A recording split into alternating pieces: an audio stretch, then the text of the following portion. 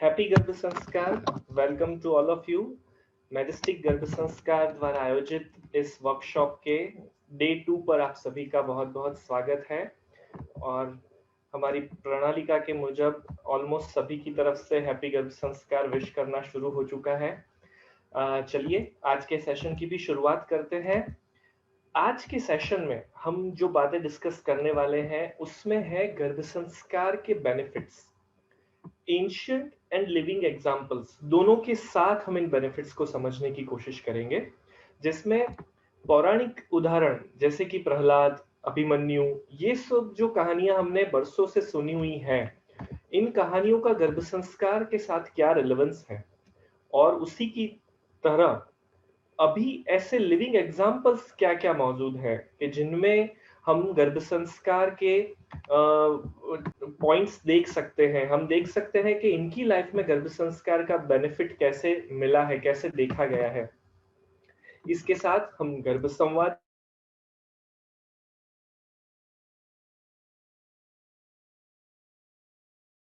है, उसकी जो पूरी बारीकाई है, हर एक सेगमेंट की विशेषता, क्यों इन चारों सेगमेंट पर फोकस करना जरूरी है और इसके लिए क्या क्या स्टेप्स फॉलो करने हैं, ये सारी बातें भी हम आज डिस्कस करने वाले हैं। और कल जैसे कि हमने सुना था, सीखा था आईक्यू डेवलपमेंट कैसे किया जाता है और गर्भ संवाद, टोटल 3 एक्टिविटीज कल हमने सीखी थी। आज कुछ 6-7 एक्टिविटीज हम डिस्कस करने वाले हैं, जिसमें EQ और SQ का समावेश होने वाला है, राइट। तो इमोशनल क्वोशंट और स्पिरिचुअल क्वोशंट कैसे पावरफुल बनाया जा सकता है होने वाले बच्चे का,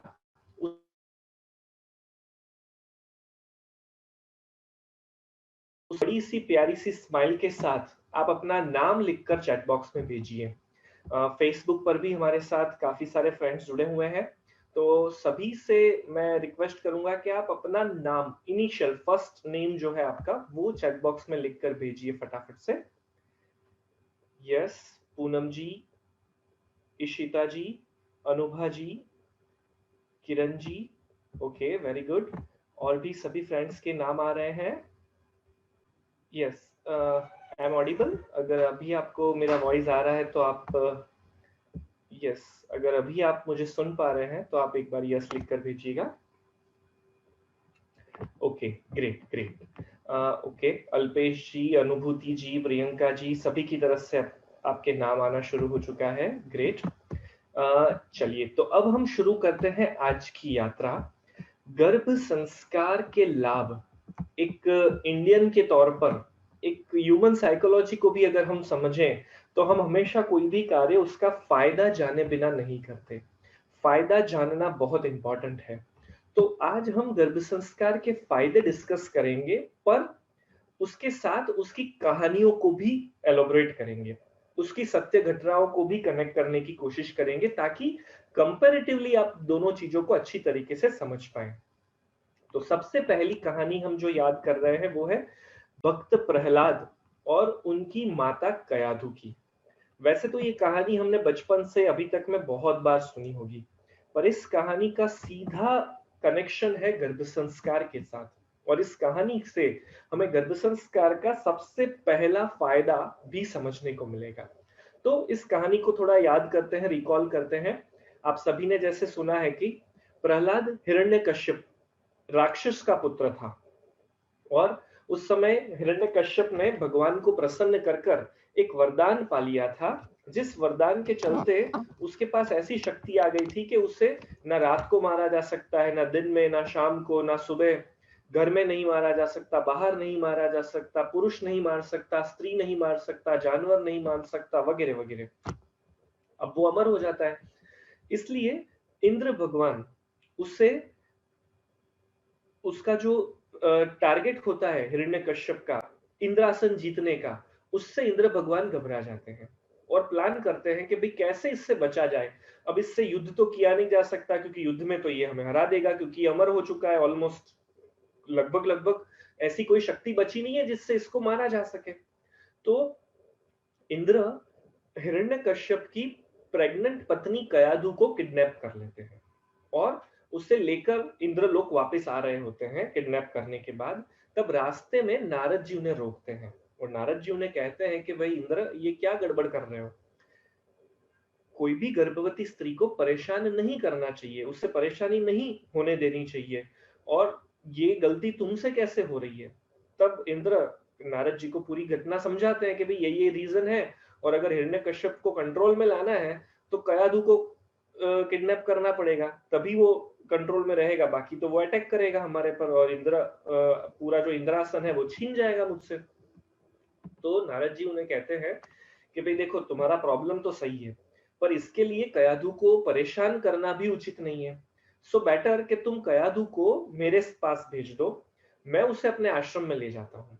और एक सच्चे संत एक अच्छा उम्दा कार्य कैसे किया जाता है, खुद उसके साक्षी बनते हैं, खुद उसके निमित्त बनते हैं, और कयाधु को ले जाते हैं अपने आश्रम में।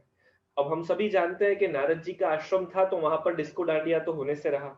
वहां पर तो भगवान के भजन होते थे, कथा कीर्तन होता था, और कयाधु भी प्रेग्नेंट होने के समय इसी वातावरण में जीना शुरू करती है।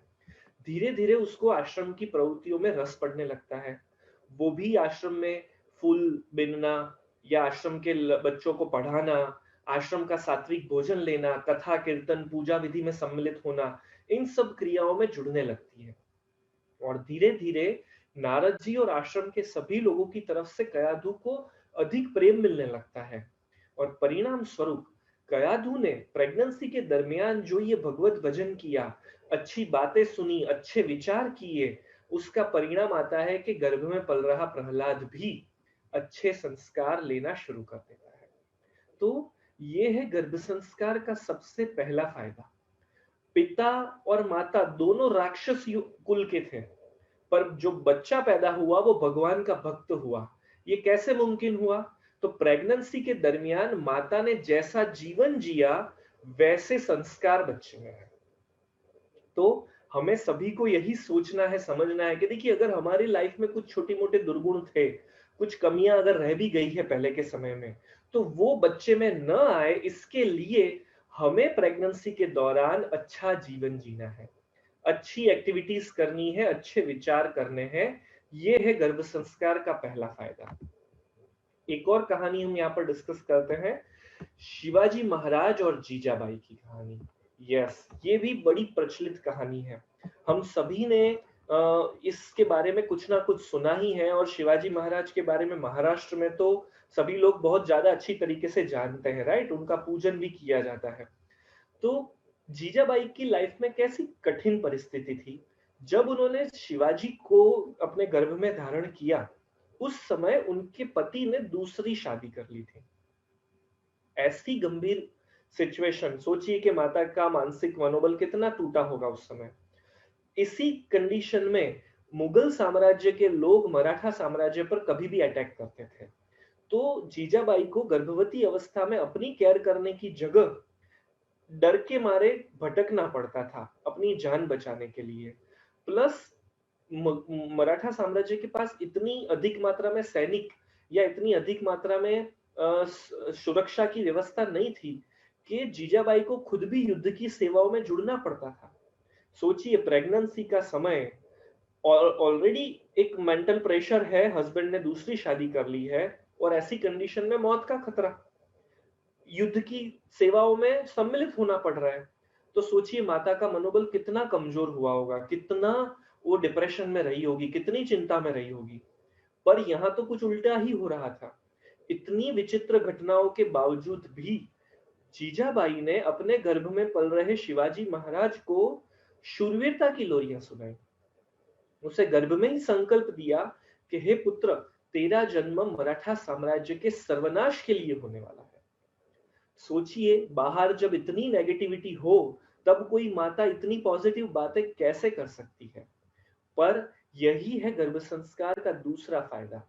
भगवान ने अपने अलावा सिर्फ और सिर्फ स्त्री को सर्जन की शक्ति दी है। या तो भगवान सर्जन कर सकते हैं, या एक स्त्री सर्जन कर सकती है। तो इस सर्जन की शक्ति के साथ ही भगवान ने एक और शक्ति दी है, सहन शक्ति। हर एक स्त्री के अंदर इतनी ताकत है कि वो अपने आसपास चल रही नेगेटिव सिचुएशंस को अपने होने वाले बच्चे तक न पहुंचने। अगर जीजाबाई हमें ये सीख देती है कि मौत के भय को और पति के द्वारा दी गई इतनी बड़ी जो परिस्थिति है, इतनी गंभीर परिस्थिति है, उसका भी सामना किया जा सकता है। तो हमारे घर में छोटी-मोटी नोक-झोंक अगर चलती है, सास-बहू के कुछ प्रश्न हैं या फाइनेंशियल इश्यूज हैं, इन सब विचारों की तो कोई हैसियत ही नहीं है कि जो हमें हमारे बच्चे को अच्छे संस्कार देने से रोक सके। काफ़ी बार हम ये नोटिस करते हैं कि मेरी सासू माँ ने ये कह दिया, ननद ने ये कह दिया, पड़ोसी ये कहते हैं, इसलिए मुझे टेंशन हो जाता है, मैं डिप्रेशन में आ जाती हूँ और मैं फिर कुछ अच्छा नहीं कर पाती।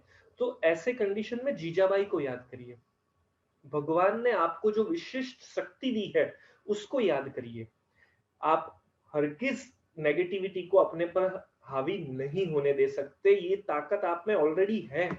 सिर्फ आपको उसे जानना है, उसे याद करना है। जैसे हनुमान जी को लंका जाना था, तो वो भूल गए थे कि उनके पास इतनी पावरफुल शक्ति है कि वो इतना बड़ा जंप लगा सकते हैं। वो उड़कर जा सकते हैं वहां पर। पर जब जामवंत और बाकी सब ने याद दिलवाया, तब उन्हें याद आया कि यस, ये शक्ति तो है हमारे पास। वही किस्सा आप सभी के साथ भी लागू पड़ता है। तो ये है गर्भ संस्कार का दूसरा फायदा।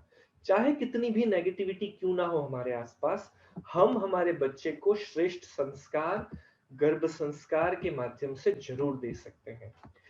ऐसी ही तीसरी कहानी है अभिमन्यु और सुभद्रा की। इसे भी हम सब बहुत अच्छी तरीके से जानते हैं। अभी जब महाभारत का रिपीट टेलीकास्ट हुआ था, तब भी हमने ये एपिसोड देखा होगा, राइट? कि गर्भ में अभिमन्यु ने माता के द्वारा और मामा कृष्ण के द्वारा कैसे चक्रव्यूह भेदा जाता है उसका ज्ञान सुना था, और सातवें कोठे की बात वो पूरी नहीं सुन पाया और वहीं पर उसका ज्ञान संपूर्ण हो गया। अब जब महाभारत का युद्ध हुआ, उस समय पूरे महाभारत के युद्ध में करोड़ों सैनिकों, करोड़ों योद्धाओं के बीच में कुछ गिने चुने 5-6 लोग थे। भीष्म पितामह, कृष्ण, अर्जुन, द्रोणाचार्य, ऐसे ही कुछ लोग थे जिन्हें ये चक्रव्यूह भेदना आता था। भीम और दुर्योधन जैसे दिग्गजों को भी चक्रव्यूह भेदना नहीं आता था। ऐसी कंडीशन में एक 16 वर्ष का युवान अभिमन्यु ये कहता है कि मुझे चक्रव्यूह भेदना आता है। तो ये बड़े ताज्जुब की बात है ना कि ये ज्ञान उसने कब हासिल किया, कैसे ये ज्ञान उसे मिला? तो ये ज्ञान उसे सिर्फ और सिर्फ गर्भ में ही मिला था।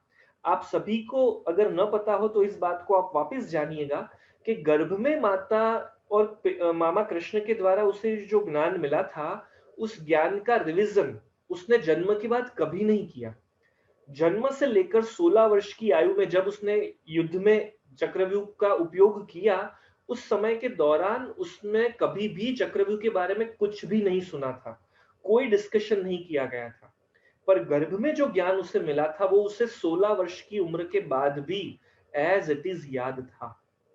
तो ये बात हमें समझाते हैं कृष्ण भगवान कुछ इस तरह से कि गर्भ में ही बच्चे का एजुकेशन शुरू किया जा सकता है। उसे अच्छे संस्कार देने, उसे अच्छी सीख देनी, मोरल वैल्यूज उसके अंदर डालना, यहां तक कि युद्ध नीति जैसी स्ट्रेटेजिक प्लानिंग भी गर्भ में सिखाई जा सकती है। इसीलिए कृष्ण भगवान ने गर्भ में उसे चक्रव्यूह सिखाया, ना कि बच्चा बड़ा हो गया, 5-6 साल का हो गया उसके बाद सिखाया। क्योंकि नॉर्मली हम तो ये मानते हैं ना कि बच्चा 5-6 साल का ना हो तब तक उसे स्कूल ही नहीं भेजना चाहिए। तब तो वो जाकर ABCD 1 2 3 सीखने लायक होता है। पर यहाँ तो गर्भ में 9 महीनों के दौरान बच्चे को चक्रव्यूह जैसी बात सिखाने की बात हो रही है, राइट? तो ये गर्भ संस्कार का तीसरा फायदा है। इसी बात को थोड़ा और आगे ले जाते हैं और हम एक लिविंग एग्जाम्पल की बात करते हैं।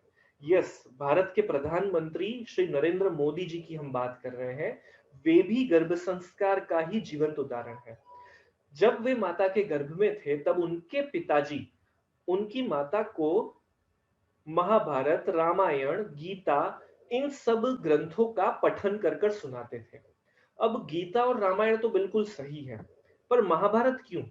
क्योंकि महाभारत तो नॉर्मली ऐसा कहा जाता है कि प्रेगनेंसी के दरमियान बिल्कुल नहीं सुनना चाहिए, क्योंकि महाभारत के अंदर तो युद्ध की बातें होती है। पर आप सभी को जानकर ये आश्चर्य होगा कि पूरे विश्व का पॉलिटिकल साइंस का सर्वश्रेष्ठ ग्रंथ महाभारत है, जितना भी कुछ पॉलिटिक्स पूरी दुनिया में मुमकिन है ना, वो सारा का सारा पॉलिटिक्स महाभारत में है।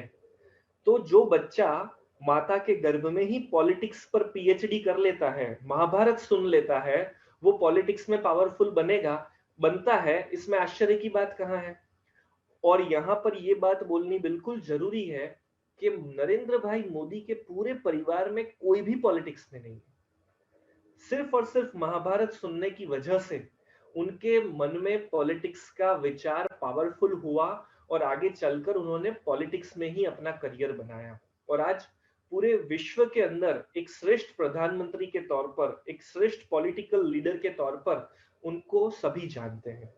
तो जाने अनजाने की गई कोई पर्टिकुलर एक्टिविटी, पॉजिटिव विचार के द्वारा की गई एक्टिविटी का इम्पैक्ट कितना पावरफुल होता है होने वाले बच्चे पर, वो यहाँ पर हम देख पा रहे हैं। देखिए, हम यहाँ पर नरेंद्र भाई मोदी किस पक्ष में है या उनकी क्या मानसिकता है, उनका क्या कार्य करने का तरीका है, उसकी बिल्कुल भी डिस्कशन नहीं कर रहे। पर दुनिया का हर एक इंसान ये तो 100% मानेगा कि he is best in politics. तो ये सारी चीजें कैसे आती है, वो एग्जाम्पल यहाँ पर हम समझने की कोशिश कर रहे हैं।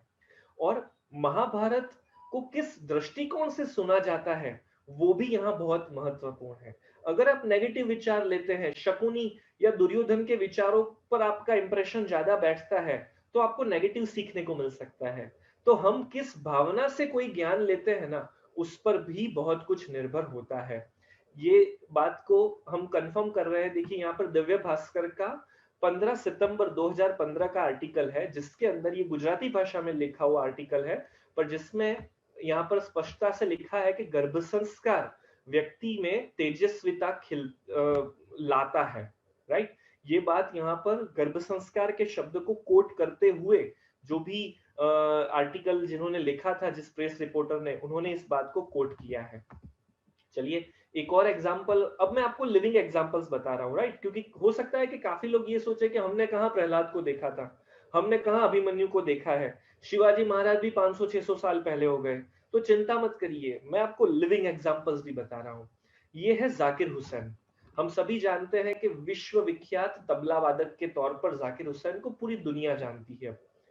जाकिर हुसैन साहब इंडियन एक्सप्रेस को अपना एक इंटरव्यू बताते हुए कहते हैं कि मुझे नॉर्मल लोगों की तरह तबला सीखने में बिल्कुल भी मेहनत नहीं करनी पड़ी। और इसका कारण ये था कि जब मैं माता के गर्भ में था, तब मेरे पिताजी उस्ताद अल्लाह रखा खान मेरी माता के गर्भ पर हल्के हाथों से तबला वादन करते थे, और वहीं से मेरी तबला सीखने की ट्रेनिंग शुरू हो गई। और ग्रेजुअली उन्होंने प्रेगनेंसी के दरमियान ही अलग अलग तबला के जितने भी ताल है, सुर हैं, वो सारे मुझे सुना सुना कर कंठस्थ करवा दिए। और इसीलिए आज के समय भी उस्ताद अल्लाह रखा खान के पुत्र जाकिर हुसैन साहब जब भी कोई इवेंट करने जाते हैं, अपना परफॉर्मेंस देने जाते हैं, तो उन्हें कोई प्रैक्टिस करने की जरूरत नहीं होती है। वो सीधे के सीधे लाइव परफॉर्मेंस दे सकते हैं, इतनी पावरफुल स्किल उनके अंदर डेवलप हुई है। तो इसके बीज कहाँ डले थे? इसके बीज डले थे माता के गर्भ में। और पिता द्वारा की गई तबला वादन की, हल्के हाथों से माता के पेट पर की गई तबला वादन की प्रवृत्ति का ये नतीजा निकला। तो गर्भावस्था के दरमियान किए गए हर एक कर्म की बच्चे पर इंपैक्ट हो रही है। क्योंकि कल हमने जो सीखा था ना कि हर मिनट 2.5 लाख न्यूरॉन्स बन रहे हैं। तो आप पूरे दिन में जो जो क्रियाएं करते हैं, उन सभी की इंपैक्ट बच्चे के मस्तिष्क में स्टोर होती जा रही है। एक और एग्जांपल हम यहाँ पर लेते हैं। यस, ये किसका फोटोग्राफ है? चलिए देखते हैं आप में से कितने लोग जानते हैं, पहचानते हैं इन महाशय को। महाराष्ट्र से जो फ्रेंड्स हमारे साथ जुड़े हुए हैं, पॉसिबल है कि उन्हें इनका नाम पता होने की संभावना सबसे ज्यादा है, क्योंकि महाराष्ट्र में ये बड़े विख्यात हैं। एनीवन, कोई गैस करेगा कि कौन है ये महाशय? Yes, Sivamani, exactly. बहुत ही जाने माने ड्रमिस्ट हैं। और AR रहमान, जो कि बहुत बड़े विख्यात संगीतकार हैं, म्यूजिशियन हैं, वे भी अपने जब भी कोई बड़े-बड़े कॉन्सर्ट्स करते हैं, इवन यूएन में जब उन्होंने अपना संगीत प्रस्तुत किया था, तो ऐसे भी बड़े-बड़े प्रोग्राम्स में वो शिवमणि को ही अपने साथ ड्रमिस्ट के तौर पर पूरा जो ड्रम का सेगमेंट होता है वो उन्हीं के द्वारा कंडक्ट किया जाता है, उन्हीं को वो चीज़ सौंपी जाती है। तो शिवमणि जी से द हिंदू बहुत ही प्रख्यात और ऑथेंटिक न्यूज़ पेपर है। उनके एक इंटरव्यू में शिवमणि के साथ ये जब डिस्कशन हुआ कि आपको ये इतना अच्छा तबला वादन कहाँ से ये जो ड्रम वगैरह आप बजाते हैं इतना अद्भुत, इसके बारे में आपने कहाँ से ट्रेनिंग ली, आप कहाँ से सीखे? तब हंसते हुए शिवमणि ने कहा कि मैंने फॉर्मली ड्रम बजाना कहीं सीखा ही नहीं है। मैंने कभी कोई ट्रेनिंग ली नहीं है, पर मेरी ट्रेनिंग शुरू हो गई थी मेरी माता के गर्भ में। यहाँ पर आप रेड बॉक्स के अंदर जो लाइन लिखी हुई है उसे ध्यान से पढ़िए। I started practising in my mother's womb और in fact her heart beat was my first click track. मतलब कि माता की जो धड़कन उन्होंने अपने गर्भ में, माता के गर्भ में सुनी थी, वो उनका सबसे पहला ट्रैक था। उस पर उन्होंने ड्रम बजाना सीखना शुरू कर दिया था माता के गर्भ में। इतनी पावरफुल इम्पैक्ट होती है माता के गर्भ में, माता जिस प्रकार की क्रियाएं करती है, पिताजी जो विचार बच्चे तक पहुंचाते हैं उनकी। एक और एग्जाम्पल हम यहाँ पर देखते हैं जो कि है बहुत प्रख्यात संगीतकार सोनू निगम का। यस, हम सभी सोनू निगम की आवाज के बहुत अच्छे फैन होते हैं। हम सभी ने 90s और इनिशियल जो 21st सेंचुरी के शुरुआत के जो वर्ष थे उनमें मैक्सिमम गाने पार्श्व गायक के तौर पर सोनू निगम के द्वारा मेल सिंगर्स में गाए गए हैं और सबसे वर्सेटाइल सिंगर हैं बॉलीवुड के एक समय के, हम ये भी जानते हैं। सोनू निगम के जीवन में गर्भ संस्कार का क्या रोल रहा है, ये चलिए हम सुनते हैं सोनू निगम की ही आवाज में। मेरे पैदा होने से पहले मम्मी प्रेग्नेंट है, पहली बार टीवी देखा और लता मंगेशकर जी गाना गा रही हैं और मम्मी ने देख के बोला कितना मजा आया अगर मेरा भी ऐसा बेटा हो जाए जो लता मंगेशकर की जैसे गा रहा हो। उसके कई सालों के बाद में लता जी का इंटरव्यू में ले रहा हूँ, उनको मैं ये बात बता रहा हूँ। वाह क्या बात। माता ने एक विचार किया कि मेरा होने वाला बच्चा अगर लता मंगेशकर जैसा सुरीला गाए तो, और ये विचार करने पर वो ठहरी नहीं। इस विचार को उन्होंने अपनी प्रेगनेंसी के दरमियान कॉन्स्टेंटली पकड़ कर रखा। लता मंगेशकर जी के गाने सुनते रहे। देखिए सोनू निगम जी के माता जो है वो बहुत बेस्ट गायक हैं, ऐसा कहीं पर भी नोटिस नहीं किया गया है, राइट? पर उनके मन में एक पॉजिटिव विचार आया और उस विचार को उन्होंने पकड़ कर रखा, गाने सुनने चालू रखे और परिणाम आया सोनू निगम। और सोनू निगम जी की इस खासियत को एक और उदाहरण से हम समझते हैं कि देखिए माता का सोचना एक अलग घटना है, उसका बच्चे पर आने से क्या फर्क पड़ता है। हो सकता है ना कि सोनू निगम ने तो बाद में सीख लिया होगा, पर ऐसा नहीं है। सोनू निगम मात्र 4 वर्ष की उम्र से ही कमर्शियली स्टेज शो करते आ रहे हैं।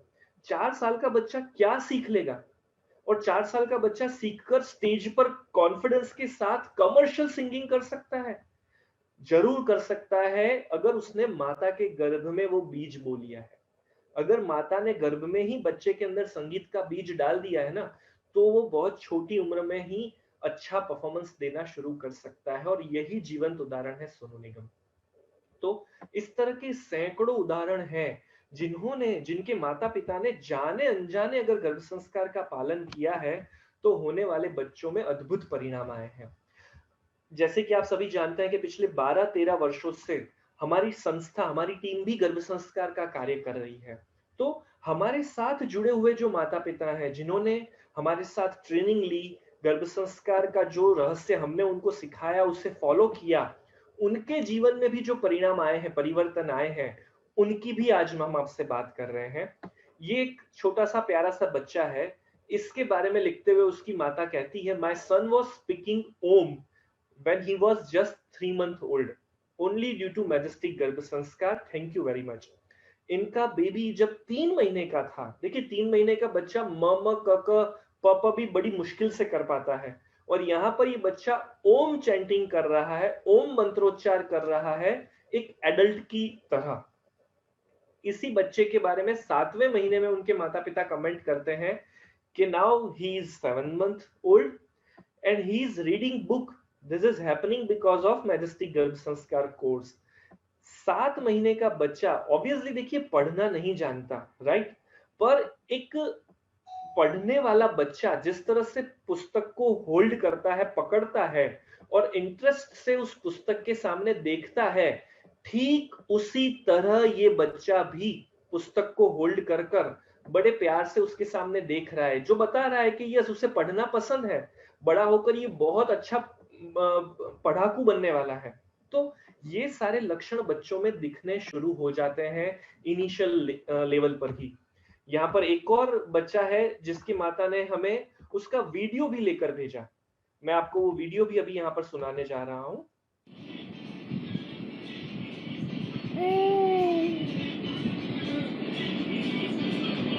हम एक बार वापस सुनते हैं. ये 3 महीने का बच्चा है जब तब का इसका वीडियो है ये.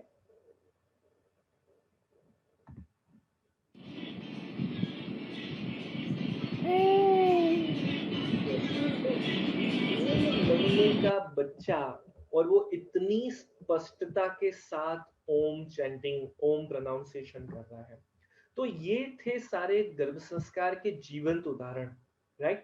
ऐसे और भी ढेर सारे उदाहरण हैं हमारे पास जो कि हमारे साथ जुड़कर, हमारे कोर्स में जुड़कर जिन्होंने गर्भ संस्कार का पालन किया और अद्भुत परिणाम हासिल किए थे, उन सभी की बात भी हम कल के सेशन में और ज्यादा करने वाले हैं. पर यहाँ पर हमारे मन में एक चीज अब स्पष्ट हो गई कि गर्भ संवाद को अगर हम प्रॉपर तरीके से फॉलो करते हैं तो हम मन चाहे गुणों वाले संतान को जरूर जन्म दे सकते हैं. बस हमें दिल लगाकर अच्छी तरीके से प्रॉपर सिस्टम को फॉलो करने की जरूरत है. तो ये थे सारे गर्भ संस्कार के बेनिफिट. चलिए अब हम प्रैक्टिकल एक्टिविटीज की तरफ आगे बढ़ते हैं और अब मैं यहाँ से एक गर्भ संवाद प्ले कर रहा हूँ. अगेन कल की ही तरह आप सभी अपनी आंखें बंद करेंगे, अपने दोनों हाथ अपने पेट पर रखेंगे और अपने होने वाले बेबी के साथ बातें करते हुए गर्भ संस्कार का आनंद लेंगे.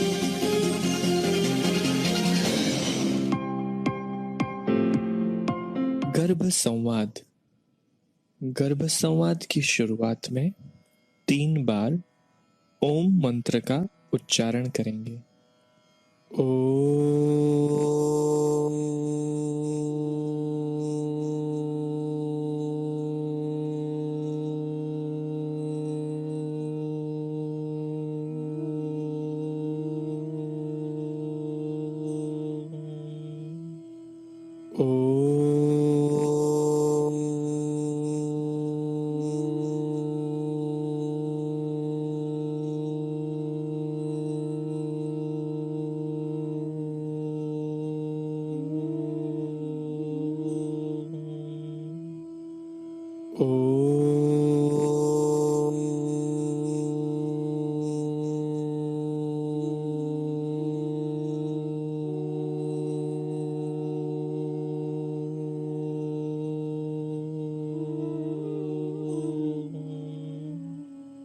अब आप अपने दोनों हाथ अपने पेट पर रखकर जैसे कि गर्भस्थ शिशु से बात कर रहे हो, ऐसी भावना के साथ यहाँ से जो बोला जाए उसे अनुभव करेंगे.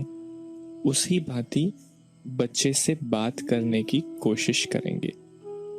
प्रिय बेटा, तेरे आने के समाचार से मैं और पूरा परिवार बेहद खुश हैं. तेरे पापा, दादा दादी, मामा मामी, चाचा चाची और सारे पड़ोसी खूब ही आनंद महसूस कर रहे हैं. घर में उत्सव का माहौल बन गया है. हम सभी मिलकर तेरे आगमन की बेहद शानदार तैयारियां कर रहे हैं. किंतु बेटा, तू धीरज रखना. पृथ्वी पर जन्म लेने की कोई जल्दबाजी मत करना. 9 महीने की ये यात्रा बिल्कुल आराम से, इत्मीनान से पूर्ण कर कर बाद में ही जन्म लेना है. वैसे भी तू मेरी कुख में एकदम सुरक्षित है।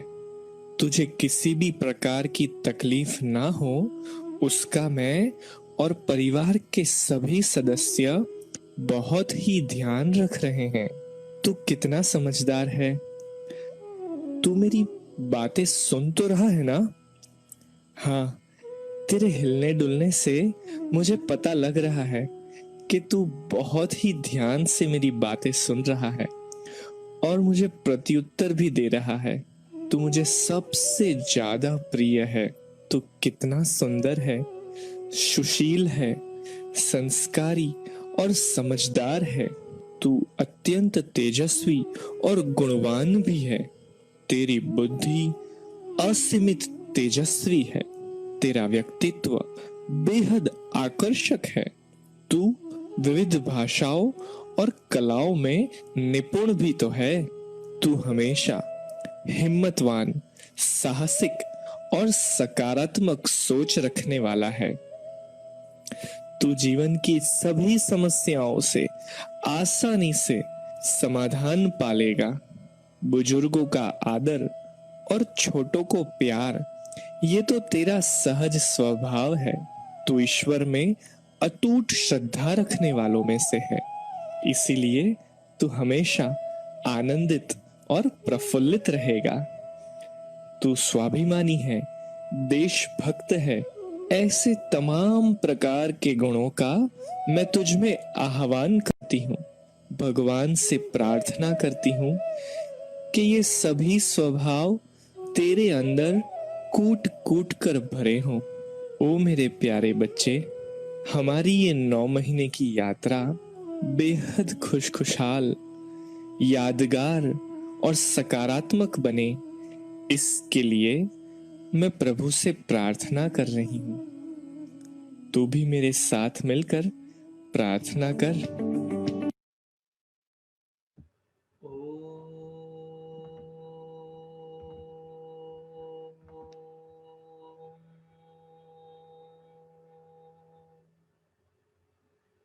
धीरे धीरे हम अपनी आंखें खोलेंगे और गर्भ संस्कार के अनुभव के बारे में आप अपने कमेंट्स, अपने फीडबैक चैट बॉक्स में शेयर कर सकते हैं।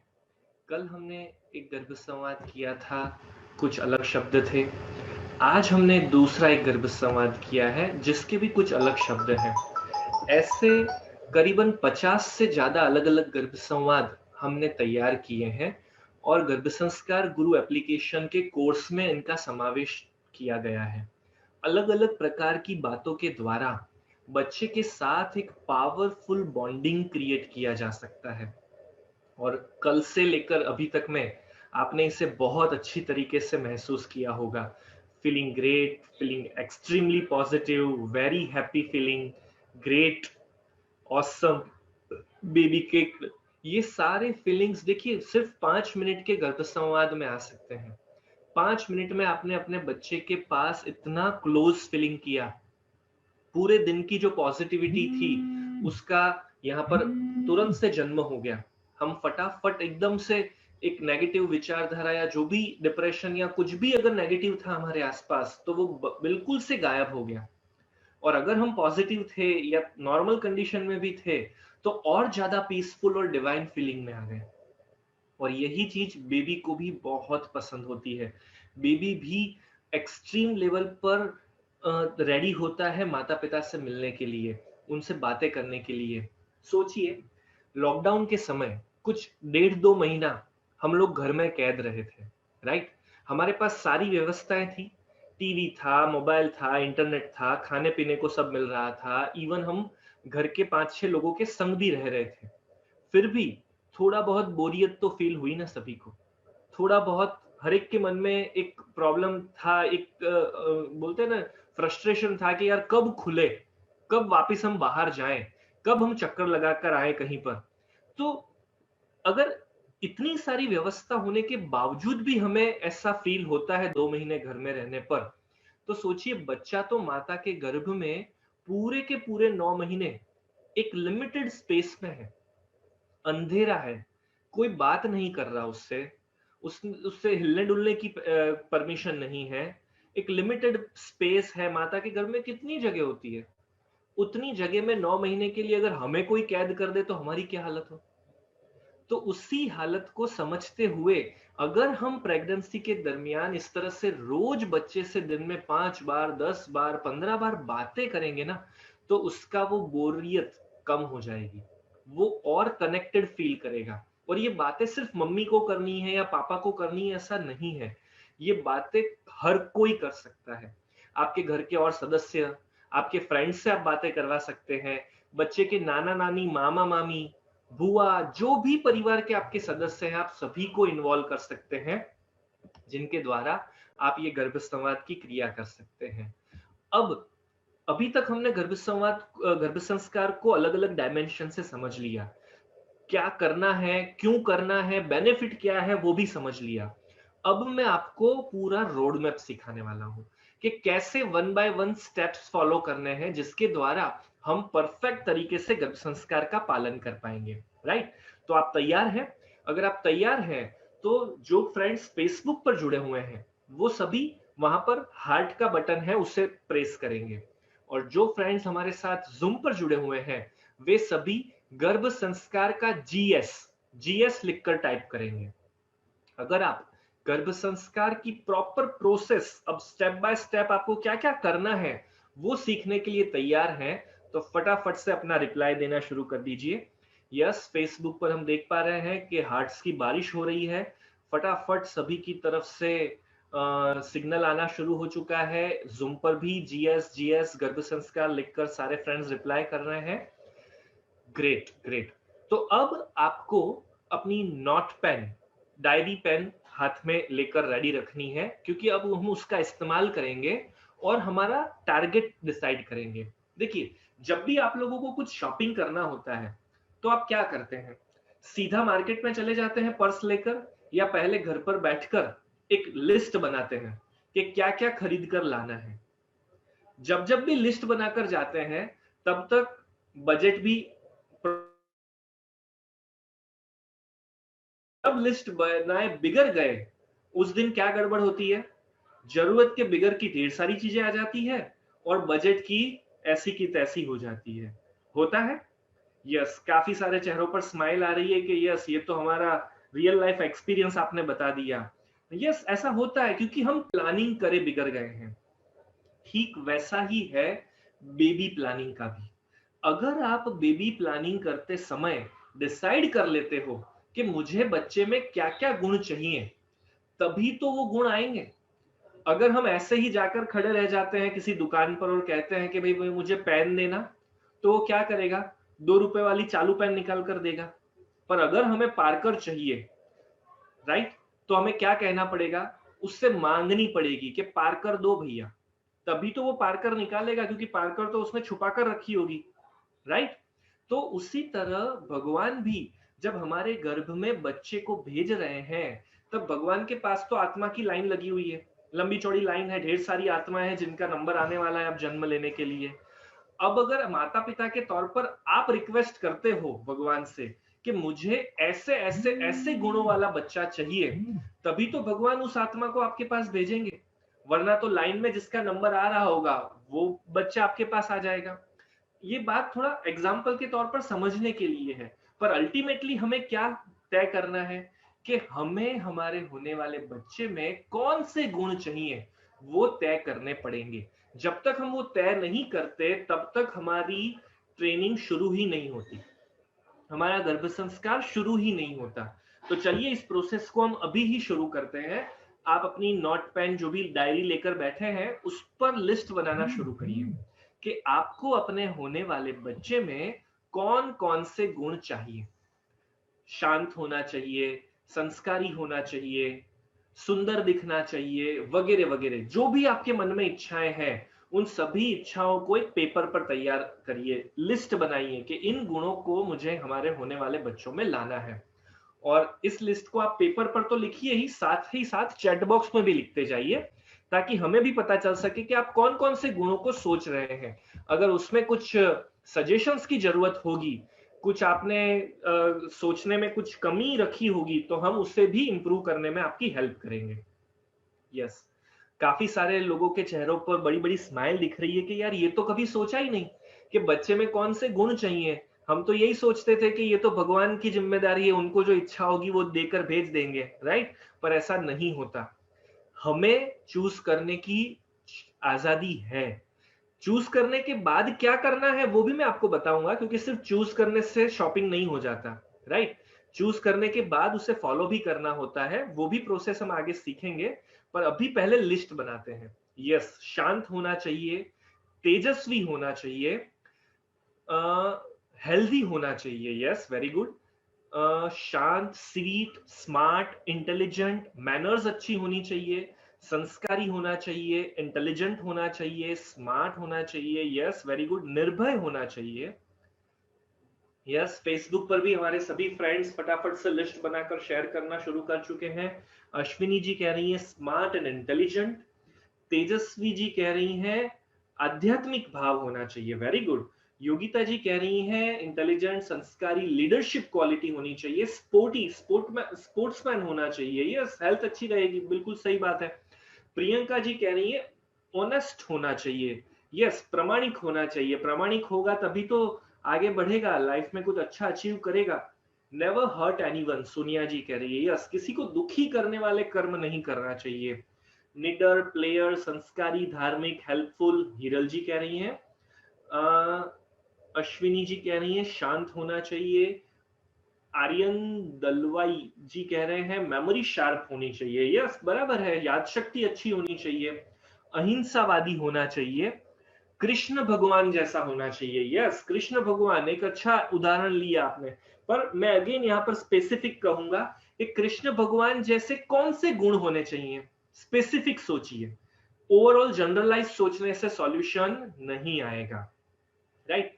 पॉजिटिव एटीट्यूड, यस, जैसे कि कृष्ण भगवान जैसा नटखट होना चाहिए, तो ये स्पेसिफिक हुआ, राइट?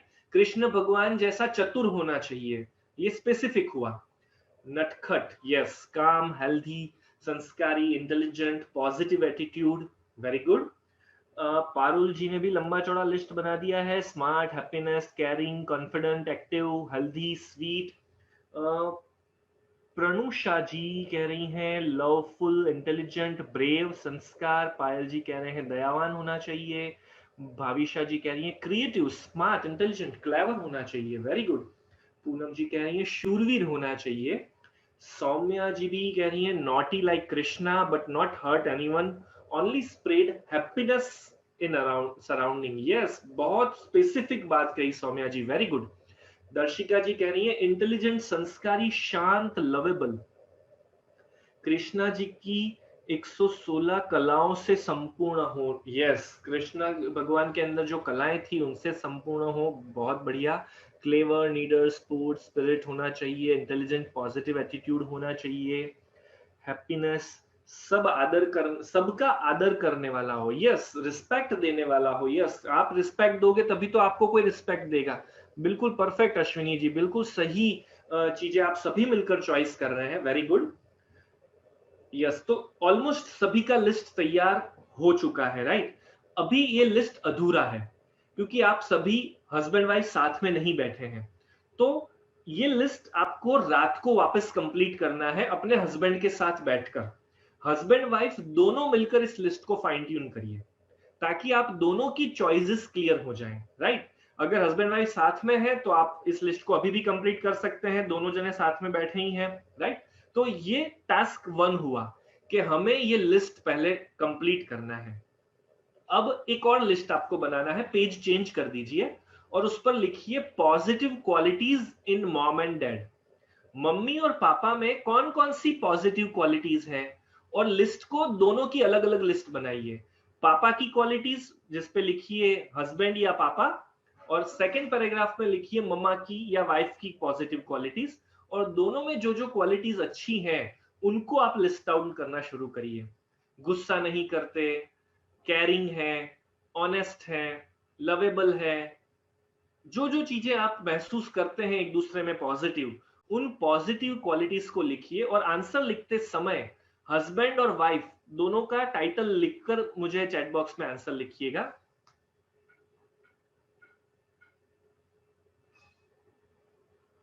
यस, अगर अभी आपके संग आपके हस्बैंड नहीं है तो आप आराम से बाद में भी कर सकते हैं इस लिस्ट को बनाने का कार्य।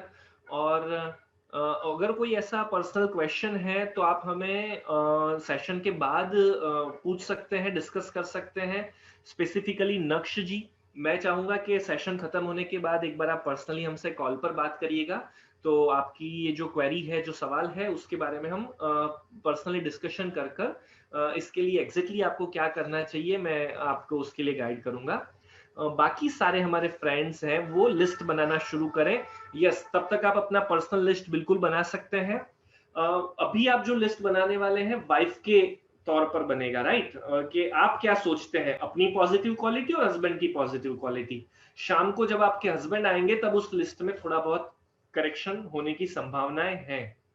और वैसे भी संभावनाएं इसलिए ज्यादा है कि नॉर्मली शादी के 3-4 साल 5 साल के बाद है ना, अच्छी क्वालिटीज दिखना थोड़ा मुश्किल हो जाता है। हाँ, बहुत सारे पैरामीटर्स काम कर रहे होते हैं उसमें। शादी के इनिशियल डेज में तो बहुत सारी पॉजिटिव क्वालिटीज दिखती है, पर धीरे धीरे धीरे उन पॉजिटिव क्वालिटीज को पता नहीं क्या, खैर क्वालिटीज को तो कुछ नहीं होता होगा, हमारी आंखों पे ही चश्मा चढ़ जाता है काफी बार। तो उस चश्मे को हटाइएगा और ईमानदारी से अपने हस्बैंड की पॉजिटिव क्वालिटीज को आइडेंटिफाई करने की कोशिश करिएगा। और सेम आपके हस्बैंड को भी यही बात समझाइएगा कि जब वो आपकी पॉजिटिव क्वालिटीज देख रहे हो तब वापस चश्मा हटा लें। और पहली बार जब मिले थे उस समय जो एक दूसरे के प्रति कनेक्शन था, एक दूसरे के साथ जो प्रेम था, उसी के साथ इस लिस्ट को बनाने की कोशिश करिएगा। यस, पापा has a good nature, mom has a good common sense, caring, intelligent, creative, sporty, leader, positive attitude, hardworking. Yes, very good. Happiness, great. Yes, Facebook पर भी हमारे फ्रेंड्स वन बाय वन अपना लिस्ट शेयर कर रहे हैं। इस list को share करने में थोड़ी सी मेहनत हो रही है, पर सोचिए और कौन कौन सी ऐसी बातें हैं जो हस्बैंड और वाइफ में आप दोनों में पॉजिटिव है, अच्छे गुण हैं। और ये लिस्ट खत्म करने के बाद आपको तीसरा लिस्ट बनाना है। तीसरे लिस्ट में आपको टाइटल डालना है नीड टू इम्प्रूव। और जो गुण आपको ऐसा लगता है कि ये हस्बैंड में इंप्रूव करने लायक है, वाइफ में इंप्रूव करने लायक है, उनका भी लिस्ट बनाइए, राइट? हम ये नहीं कहेंगे कि बैड हैबिट है, राइट? क्योंकि हर एक चीज में इंप्रूवाइजेशन का स्कोप होता है। अगर इंप्रूवाइजेशन का स्कोप रखकर सोचेंगे तभी तो इंप्रूव होगा। अगर इंप्रूव ही नहीं करने का सोचेंगे तो इंप्रूवाइजेशन कहां से ला पाएंगे? तो हमें इंप्रूव करने हैं जो गुणों को, उनका अब आपको लिस्ट बनाना है। यहाँ पर लंबी चौड़ी लिस्ट बन जाएगी। हाँ, सभी की फटाफट। हस्बैंड के अंदर ये गड़बड़ है, टाइम मैनेज नहीं करते, डिसीजन नहीं ले पाते, घूमने नहीं ले जा पाते, गुस्सा बहुत करते हैं, खाने में बड़ी किचकिच है। ऐसी सारी बातों पर आपका विचार जरूर जा सकता है, पर फोकस करिए जरूरत वाली चीजों पर। कौन कौन सी ऐसी चीजें हैं जो इम्प्रूव करने लायक हैं, और उन्हें प्रायोरिटी वाइज लिखिएगा, राइट? लाइक गुस्सा सभी के लिए बहुत कॉमन है। हर कोई गुस्से को कंट्रोल करना चाहता है या गुस्से का जो स्वभाव है उसे इम्प्रूव करना चाहता है। तो ये सारी चीजों को आप लिस्ट आउट करने की कोशिश करिए। मम्मी के कौन से गुण इम्प्रूव करने लायक हैं, पापा के कौन से गुण इम्प्रूव करने लायक हैं। ये लिस्ट आपको आगे का रोड मैप बनाने में बहुत सहायता करने वाले हैं। हम आपके बेबी का ब्लूप्रिंट बनवा रहे हैं आपसे। अभी आपको शायद पता नहीं चल रहा होगा, पर जैसे ही हम ये तीनों लिस्ट आपसे कंपेयर करवाएंगे तब आप पूरी बात को बहुत अच्छी तरीके से समझने वाले हैं। तो बिल्कुल ईमानदारी से इस लिस्ट को बनाइएगा और रात को सोने से पहले हस्बैंड वाइफ साथ में बैठकर इस लिस्ट को फाइन ट्यून कर फाइनलाइज भी कर लीजिएगा। यस, तो कौन कौन से ऐसे गुण हैं जो आपको इम्प्रूव करने लायक लगते हैं, फटाफट से चैट बॉक्स में लिखकर भेजना शुरू कर दीजिए। यस, काफी सारे फ्रेंड्स के लिस्ट आना शुरू हो चुके हैं। इन लिस्ट को मैं रिपीट नहीं करूंगा, दोहराऊंगा नहीं, पर आप सभी जान रहे हैं कि इसमें गुस्सा, टाइम मैनेजमेंट, डिसीजन मेकिंग, ये सारी चीजों का ज्यादा हम उनको देख पा रहे हैं कि ये सारे problems maximum pregnant couples face करते हैं। इन स्वभाव को इम्प्रूव करना चाहते हैं। यस, नेगेटिव थिंकिंग बहुत आती है, इमोशनल ज्यादा है, डिसीजन मेकिंग में गड़बड़ होती है। एग्जैक्टली ये सारे कॉमन प्रॉब्लम्स हैं जिन्हें हमें इंप्रूव करने की जरूरत होती है। Yes, very good. Ignorance, short tempered, time pass on phone. Yes, ये एक बड़ी बीमारी नहीं आई है अभी के फोन पर टाइम पास करते रहते हैं। फेसबुक, व्हाट्सएप, इंस्टाग्राम, बस स्क्रॉल करते रहते हैं, एक एक पोस्ट बार बार देखते रहते हैं और यहाँ पर हमारा टाइम बहुत वेस्ट हो जाता है। कई बातें एक्सप्लेन नहीं कर पाते। यस, काफी बार हम फीलिंग्स को एक्सप्रेस नहीं कर पाते, तो इसमें इम्प्रोवाइजेशन की जरूरत है। बहुत अच्छी बात है। देखिए, जब आप अपना इंट्रोस्पेक्शन करते हैं ना, अपने आप को खोजने की कोशिश करते हैं, तो ये आपकी एक बहुत बड़ी सफलता है, राइट? तो ये चीज आप अगर करने जा रहे हैं और ऐसी छोटी छोटी बातों को आप पकड़कर ढूंढ पा रहे हैं ना, तो आपने आधी जंग जीत ली। क्योंकि इंसान को पता चल जाए कि मुझे क्या करना है, कहाँ करेक्शन करना है, तब तो कर पाएगा ना। काफी लोगों को पता ही नहीं होता है कि मुझे कहाँ करेक्शन की जरूरत है। तो बहुत अच्छे जा रहे हो आप। Decision making, anger, time for himself and wife. Yes, अपने लिए टाइम निकालना या फैमिली के जो क्लोजेस्ट लोग हैं, पति पत्नी, बच्चे, माता पिता, इनके लिए समय निकालना, ये भी बहुत इंपॉर्टेंट एक सेगमेंट है। आलस, यस, एंगर, गुस्सा। Very good, very good. Almost आप सभी ने बहुत परफेक्ट तरीके से लिस्ट बनाने की कोशिश की है। अब आपको चौथा काम ये करना है, इन तीनों लिस्ट को कंपेयर करिए। जो पहला लिस्ट आपने बनाया था कि आपको बेबी में कौन से गुण चाहिए, उसके साथ बाकी के दोनों लिस्टों को कंपेयर करिए। जो बेबी में चाहिए उसमें से आप में क्या है और क्या आप इंप्रूव करना चाहते हैं, और ये कंपैरिजन आपको क्या फीलिंग देता है। इस कंपैरिजन के बाद आपके मन में क्या विचार आता है। मैं देख पा रहा हूं कि काफी लोग हंस रहे हैं इस लिस्ट को कंपेयर करने के बाद, कि हमें तो रॉकेट चाहिए और हम तो अभी भी फटफटी लेकर एक नॉर्मल सी लूना या काइनेटिक लेकर घूम रहे हैं। ओल्ड एज टाइप की फीलिंग आ रही है। हाँ, यस, आप चाहें तो अपने शब्दों में भी अपनी फीलिंग लिखकर भेज सकते हैं कि लिस्ट को कंपेयर करने से क्या फीलिंग आ रही है। बेबी के लिए जो लिस्ट बनाया था, उससे आपके अंदर जो गुण है, आप अपने बच्चे में जो चाहते हैं वो गुण, वो कितना परसेंटेज मैच हो रहा है। 15-20%, 50%, 70%, 80%, कितना मैचिंग आ रहा है? 40%, यस, 20%, 30%, 70%, 10%। यस, सभी का अलग अलग अनुभव है, राइट? अब देखिए, इस अनुभव को थोड़ा और मैं विस्तार से एक्सप्लेन करता हूं आपको। एग्जाम्पल के तौर पर, आपने अपने बेबी में 10 गुण लाने के लिए लिखे थे। अब उन 10 गुणों में से 4 गुण आप में हैं और 2 गुण आपने इंप्रूव करने के लिस्ट में लिखे हैं।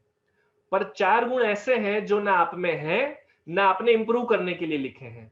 तो अब वो गुण बच्चे में कहां से आएंगे? आसमान से टपकेंगे? नहीं, वो गुण लाने के लिए अब हमारा प्लान तैयार होगा। तो यहां पर इस लिस्ट के द्वारा अब आपका मास्टर प्लान तैयार हो रहा है। जो गुण आप में नहीं है पर बच्चे में लाने हैं, वो लिखिए सबसे पहली प्रायोरिटी पर।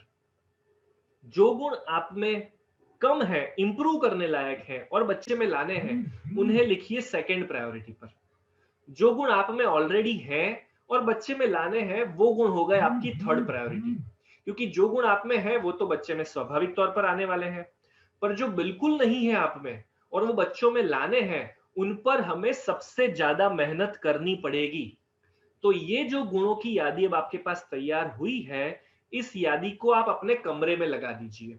बड़े बड़े अक्षरों से इन गुणों को अपने कमरे में लगा दीजिए, ताकि आपको पूरे दिन याद आता रहे कि ये गुण हमें हमारे बच्चे में लाने हैं, और वो लाने के लिए पहले हम में लाने हैं। क्योंकि हम अपने आप में करेक्शन करने की कोशिश शुरू ही नहीं करेंगे तो बच्चे में कहां से आएगा। और इसके लिए आप एक और चीज कर सकते हैं।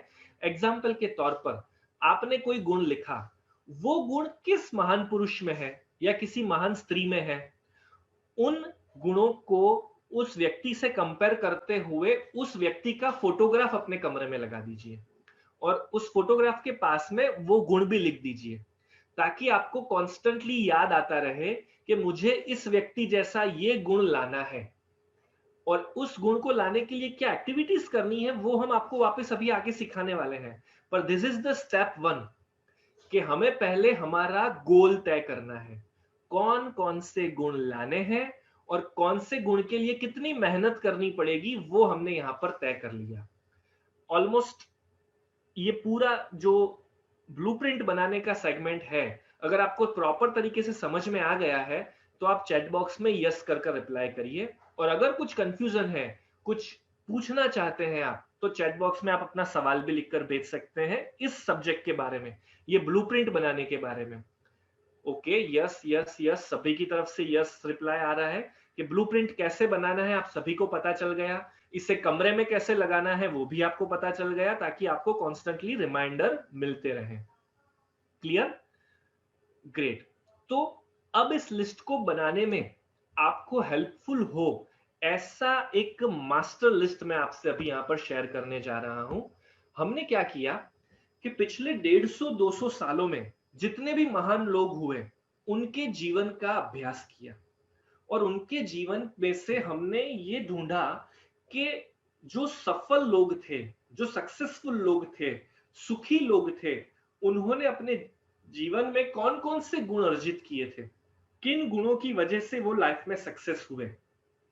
तो उनका अभ्यास करते हुए हमें पता चला 4 क्वोशंट के बारे में: intelligent quotient, emotional quotient, physical quotient and spiritual quotient. लेकिन नॉर्मली सक्सेसफुल लोगों में इमोशनल क्वोशंट और फिजिकल क्वोशंट दोनों चीजें ज्यादा देखी जाती है। शारीरिक तौर पर मजबूत होना, स्वस्थ होना, और दिमाग वाले होना, आईक्यू पावरफुल होना। पर ऐसे लोग सफल हो पाते हैं, सुखी नहीं हो पाते। लाइक अभी रिसेंटली हमने सुशांत राजपूत के बारे में सुना था, राइट? उनका आईक्यू और पीक्यू दोनों बहुत अच्छा था, पर फिर भी इतने सफल होने के बावजूद वो सुखी नहीं रह पाए। किसी दुख ने उन्हें झंझोड़ के रख दिया और कुछ न घटने वाली घटना उनके जीवन में घटी। ठीक उसी तरह माइकल जैक्सन को अगर हम याद करें तो माइकल जैक्सन के पास तो खुद के शरीर के वजन से अनेक गुना ज्यादा वजन का सोना था, गोल्ड था। इतना सुखी और संपत्ति वाला इंसान, पर सही मायनों में सुखी नहीं था। और जब उनका अंत समय आया तब कितनी कठिन परिस्थिति में उन्होंने अपना जीवन बिताया। ये सारी बातें हम जानते हैं। तो सफल होना शायद पीक्यू और आईक्यू से पॉसिबल है, पर सुखी होने के लिए इमोशनल क्वोशंट और स्पिरिचुअल क्वोशंट पावरफुल होना बहुत जरूरी है। तो हम भी यही चाहेंगे ना कि हमारा होने वाला बच्चा आईक्यू, ईक्यू, पीक्यू, एसक्यू चारों में पारंगत बने, ताकि वो सिर्फ सफल न बने, सुखी भी हो पाए। तो इन चारों क्वोशंट का आपके होने वाले बच्चे में होना बहुत जरूरी है। काफी लोग सोचते हैं कि यार आध्यात्मिक बातें अभी बचपन में क्या जरूरत है, आध्यात्मिक बातें तो 50-60 साल की उम्र के बाद करनी चाहिए। पर ये बात आप ध्यान से समझ लीजिएगा, लिखकर रख लीजिएगा कि अगर आपने बचपन से ही धार्मिक प्रवृत्ति में अपना मन नहीं बनाया है ना, तो 50-60 साल के बाद आपको माला कोई पकड़ाएगा ना तो माला नहीं कर पाओगे, भगवान का भजन नहीं कर पाओगे, प्रार्थना नहीं कर पाओगे। ये अच्छी आदतें बचपन से ही डालनी पड़ती है। जो आदतें बचपन से डली हुई होती है वही आदतें बच्चा बड़ा होने के बाद उससे निभा पाता है, नहीं तो उसका मन ही नहीं पड़ेगा माला करने में या भगवान का भजन करने में। और आध्यात्मिकता का मतलब सिर्फ भगवान की पूजा नहीं होता। आध्यात्मिकता का मतलब संतोष की भावना होता है, समझदारी की भावना होता है, सामने वाले इंसान का रिस्पेक्ट करने की भावना भी होता है। तो अध्यात्म का सही मतलब समझते हुए वो सही मतलब होने वाले बच्चे तक पहुंचाए, ये भी हमारी बहुत बड़ी जिम्मेदारी है, राइट? एक सिंपल सा एग्जांपल समझिए। आज से 25 साल बाद आपका जो बच्चा है, लड़का होगा या लड़की होगी, वो रात को 8:30-9 बजे आपके घर पर वापस आता है, अपनी ऑडी कार में आता है, अपनी 5-6 जो फैक्ट्रीज चल रही है उन फैक्ट्रीज का काम निपटा कर आता है। अब इतनी सारी व्यवस्था है तो ऑब्वियसली सक्सेसफुल तो हो ही गया, क्योंकि ऑडी हर कोई तो खरीद नहीं सकता, 5-6 फैक्ट्री भी हर कोई नहीं चला सकता। पर वो जैसे ही घर पर आता है, आने के बाद उसने कुछ खाया नहीं खाया और थका मांदा ऐसी कंडीशन में होता है कि बस सीधा अपने कमरे में सोने चले जाता है। और सोने से पहले उसे 4-5 गोलियां खानी पड़ती है। उसे डायबिटीज है, उसे ब्लड प्रेशर की परेशानी है, स्ट्रेस रहता है। अब कहने में तो ये सफल है ना, पर क्या ऐसा सफल बच्चा आपको पसंद आएगा? ऐसे बच्चे को देखकर आपको शांति मिलेगी? शायद नहीं। शायद नहीं, 100% नहीं। पर अगर इसी की जगह वही 25 साल का बच्चा एक छोटी सी नौकरी कर रहा है जहां पर उसका 50-60 हजार 70 हजार का सैलरी है, आराम से खुशनुमा होकर घर पर आता है, घर के सारे सदस्य साथ में बैठकर खाना खाते हैं, खाना खाने के बाद सब साथ में बैठकर तारक मेहता का उल्टा चश्मा देखते हैं, कपिल शर्मा का शो देखते हैं और सभी एक गाड़ी में बैठकर शहर की सैर करने जाते हैं, आधा घंटा घूम कर आते हैं और फिर हंसी मजाक करते करते सब सो जाते हैं। तो कौन सा उदाहरण आपको पसंद आएगा? उदाहरण एक या उदाहरण दो? किसे देखकर आपको संतोष मिलेगा, शांति मिलेगी? Obviously second, right? इसमें कोई दो राय नहीं है। तो ये जो दूसरे नंबर का उदाहरण है ना, ये उदाहरण अचीव करने के लिए हमें बच्चे के अंदर इमोशनल क्वोशंट और स्पिरिचुअल क्वोशंट भी डालना पड़ेगा। सिर्फ आईक्यू और पीक्यू बढ़ाने से ये सफलता नहीं मिल सकती। तो ये बात पहले हमें हमारे मन में फिट करनी पड़ेगी, क्योंकि हम में से भी काफी लोग ये सोचने वाले हैं ना कि आध्यात्मिकता का अभी क्या काम है, अभी क्यों इमोशनल चीजों पर इतना डाइवर्ट होना। पर ये सारी चीजें जरूरी है और इन्हीं से संस्कार आते हैं, इन्हीं से मोरल वैल्यूज बढ़ती हैं, इन्हीं से आपके बच्चे आपको वृद्धाश्रम में नहीं भेजेंगे और प्यार से आपको अपने पास रखेंगे। तो ये सारी चीजें हमें अभी से बच्चों के अंदर डालनी है ताकि उनका बेस मजबूत बन सके। तो ये जो गुणों की यादी हमने आपके सामने बनाकर रखी है, आप इसका फोटोग्राफ ले लीजिए ताकि रात को आप जब अपना फाइनल लिस्ट बनाने बैठेंगे ना, तब ये पूरी जो लिस्ट है वो आपको अपने बच्चे के अंदर जो गुण सिलेक्ट करने हैं उसमें हेल्पफुल हो जाएगी, राइट?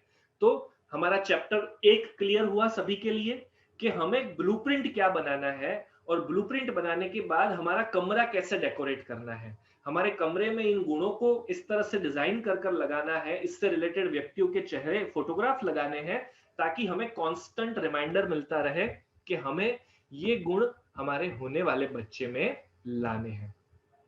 All clear? चलिए अब मैं आपको एक्टिविटीज के बारे में बताता हूं। कल हमने ब्रेन डेवलपमेंट एक्टिविटीज सीखी थी। आज हम इमोशनल क्वोशंट और स्पिरिचुअल क्वोशंट को डेवलप करने की एक्टिविटीज भी डिस्कस करने वाले हैं। तो इमोशनल क्वोशंट को, यानी कि बच्चे के अंदर इमोशनल भावनाएं, संस्कार, वैल्यूज, एथिकल प्रैक्टिसेस, मोरालिटी, ये सारी चीजें कैसे डेवलप की जा सकती है? तो ये करने के लिए दो चीजें इंपॉर्टेंट है, एक स्टोरी रीडिंग और दूसरा बायोग्राफी रीडिंग। स्टोरी रीडिंग क्यों इंपॉर्टेंट है? तो हम सभी जानते हैं कि बचपन से हमें भी कहानियां सुनना बहुत पसंद था, राइट? और कहानियां सुनते थे तो हम फालतू में कहानियां नहीं सुनते थे, कहानियों के द्वारा हमें बहुत अच्छी सीख मिलती थी और कहानी द्वारा जो सीख मिलती थी ना, वो लाइफ लॉन्ग याद रह जाती थी, उसकी असर हमारे मस्तिष्क में बहुत गहरी होती है। तो यही काम हमें प्रेगनेंसी के दौरान करना है, रोज एक अच्छी कहानी पढ़नी है। अगर आप रोज एक अच्छी कहानी पढ़ते हो तो आप अपनी प्रेगनेंसी के दरमियान 150 से 200, और अगर आप जितना जल्दी गर्भ संस्कार का पालन शुरू कर देते हो तो उतनी और ज्यादा 200-250 जितनी कहानियां रोज टोटल प्रेगनेंसी में पढ़ पाओगे। और सोचिए 200-250 कहानियां अगर आपका बच्चा गर्भ में ही सुनकर जन्म लेता है तो उसका जो विचारों का दृष्टिकोण है वो कितना पावरफुल बनेगा, उसके अंदर संस्कारों का सिंचन कितना मजबूत बनेगा। तो हमें ओवर ईटिंग नहीं करना है क्योंकि हमें ओवरऑल 12 एक्टिविटीज करनी है, तो रोज एक कहानी पढ़िए। अब कौन कौन सी कहानियां पढ़ सकते हैं? तो हम जो बचपन से पढ़ते आ रहे हैं वही कहानियां श्रेष्ठ है। विक्रम बेताल, अकबर बिरबल, पंचतंत्र, हितोपदेश, तेनालीरामन, राइट? ये सारी चीजें हमने बचपन में पढ़ी हुई है और इसी वजह से हमारे अंदर भी कुछ अच्छे संस्कार हैं, हमारी भी एक मोरालिटी, हमारी सोचने की जो तौर तरीके हैं उनमें काफी पावरफुल इम्पैक्ट आया है। तो ये एक एक्टिविटी महत्वपूर्ण है, रोज मिनिमम एक कहानी पढ़नी है। ठीक उसी तरह बायोग्राफी, महान पुरुषों के जीवन चरित्र पढ़ना। अब देखिए पूरा जीवन चरित्र पढ़ना ना बहुत मुश्किल है, और पूरे जीवन चरित्र में से इतनी ज्यादा इंपॉर्टेंट इंफॉर्मेशन हमें नहीं मिलने वाली। तो हम क्या सजेस्ट करते हैं कि बायोग्राफी में से अच्छे अच्छे इंसिडेंट्स पढ़िए, राइट।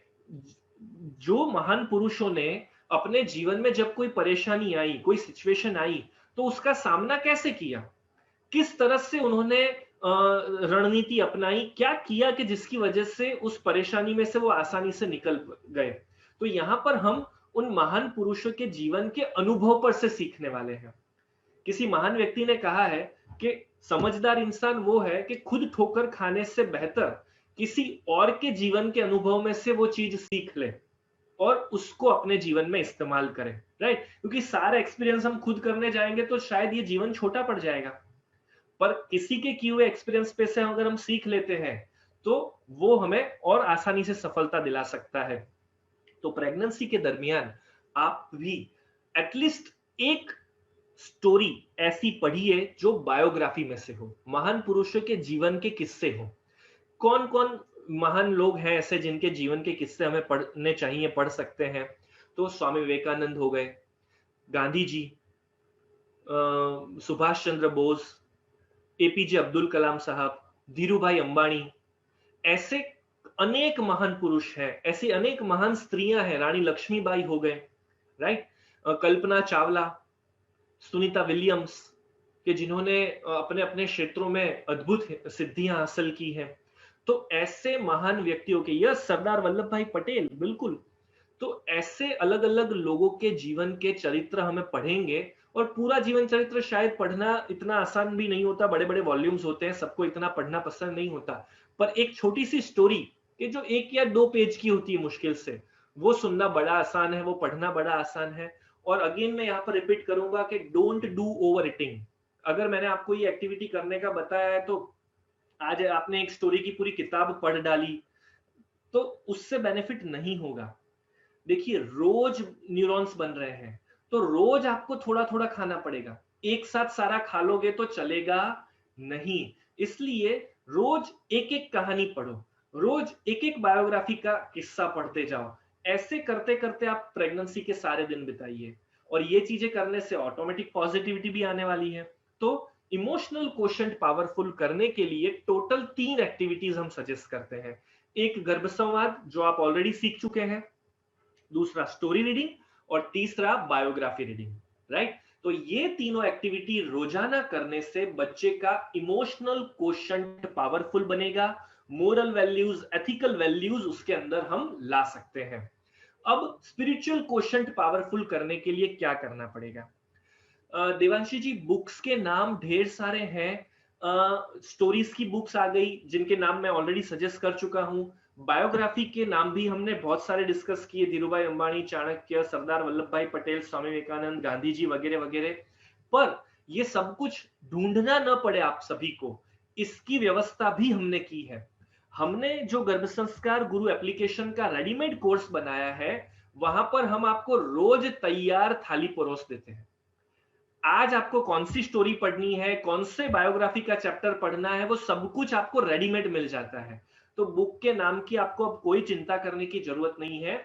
ये एप्लीकेशन आपको कैसे हेल्पफुल रहेगी, ये सारी बातें हम कल के सेशन में समझाने वाले हैं।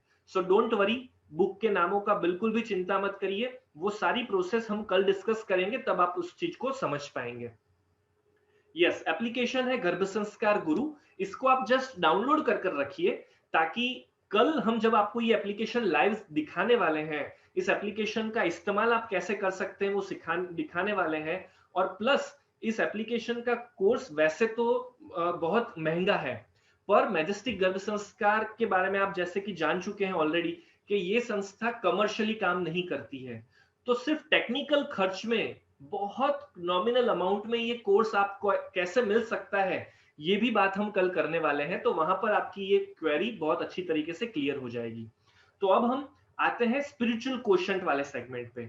अगर हमें हमारे बच्चे में स्पिरिचुअल क्वोशंट डेवलप करना है तो हमें 3 एक्टिविटीज करनी है, प्रेयर्स, श्लोक साखी कड़ी का रीडिंग, और सत्संग की एक्टिविटीज। तो अब इन तीनों एक्टिविटी को हम वन बाय वन समझ लेते हैं। आप जिस भी भगवान में मानते हैं, जो भी आपके इष्ट देव हैं, उनकी पूजा, उनकी आराधना हमें करनी है, राइट? और इसमें कोई लंबा रॉकेट साइंस नहीं लगाना है कि किस भगवान की पूजा करूं तो बेटर होगा, ऐसा कुछ नहीं होता। आप जिन भी भगवान को मानते हैं, जो भी आपके इष्ट देव हैं, उनसे आप सच्चे मन से प्रार्थना करिए। सारी प्रार्थनाएं एक ही परमपिता परमात्मा तक पहुंचती है, हम सिर्फ अलग अलग नाम से उन्हें जानते हैं। So don't worry about that thing. तो ये कंसेप्ट बिल्कुल क्लियर कर लीजिएगा। अब प्रार्थना करना बहुत जरूरी है। आप रोज प्रार्थना करते हैं ना, तो इससे सबसे बड़ा बेनिफिट क्या होता है? गर्भ में पल रहे बच्चे की रक्षा होती है, आपकी रक्षा होती है।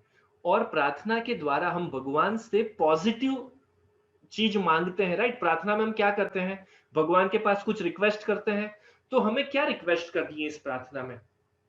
होने वाले बच्चे की गर्भ में रक्षा हो, प्लस भगवान जैसे जो पवित्र श्रेष्ठ गुण है, आपने जिस गुणों की यादी बनाई है, वो गुण भगवान आपके गर्भ में पल रहे बच्चे में लाएं, डालें।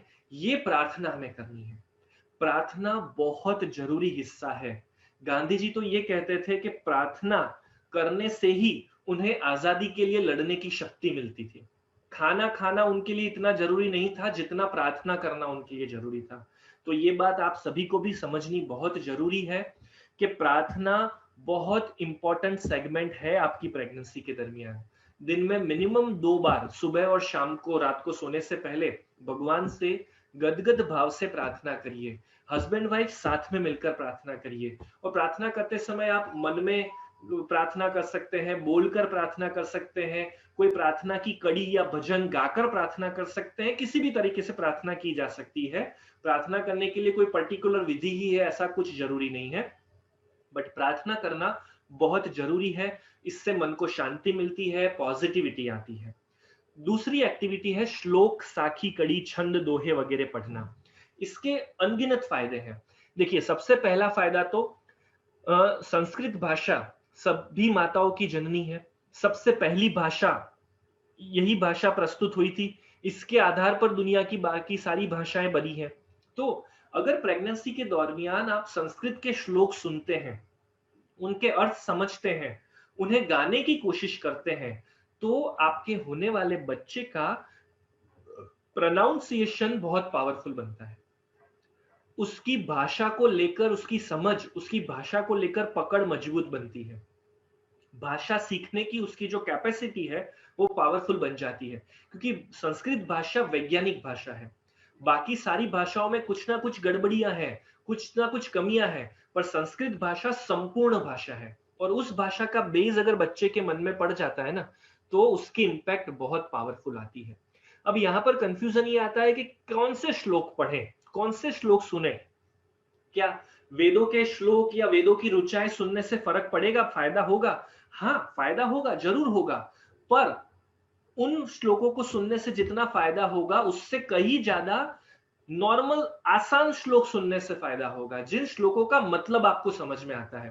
क्योंकि संस्कृत की जो ऋचाएं हैं वो पहले के समय में वैलिड थी, क्योंकि पहले के समय में लोग संस्कृत भाषा में ही कम्युनिकेशन करते थे। पर आज के समय में हम और आप संस्कृत भाषा में कम्युनिकेशन नहीं करते। तो वो संस्कृत के श्लोक जो प्योर संस्कृत में लिखे हुए हैं, जटिल मतलब वाले हैं, वो सुनने से हमें उनके मतलब समझ में नहीं आएंगे। और मतलब समझ में नहीं आएंगे तो अधूरा फायदा होगा। इसलिए उन श्लोकों पर मत टाइम वेस्ट करिए। पर गुरु ब्रह्मा गुरु विष्णु त्वमेव माता, ओम सहना भवतु, सर्वेत्र सुखिनो संतु, ऐसे कई श्लोक हैं जो हम हमारी रूटीन लाइफ में इस्तेमाल कर सकते हैं, जिनके अर्थ हमारी लाइफ से कनेक्टेड हैं। ऐसे कुछ श्लोकों को सुनिए, उनके अर्थ सीखिए और उन श्लोकों को कंठस्थ करिए प्रेगनेंसी के दरमियान, ताकि बच्चे के पास कुछ श्लोकों का संपुट हो, जो श्लोक उस बच्चे को भी आते हो।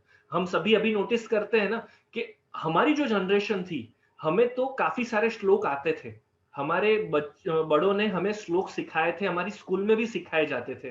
पर अभी के जनरेशन में जो बच्चे हैं ना, जो 5-7 साल 10 साल के हैं, उनको श्लोक नहीं आते। वो ओम भूर्भुवस्व भी बड़ी मुश्किल से बोल पाते हैं।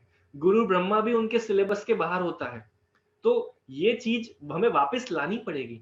तो इसके लिए हमें गर्भ से ही ऐसे आसान इफेक्टिव श्लोक सिखाना शुरू करना है।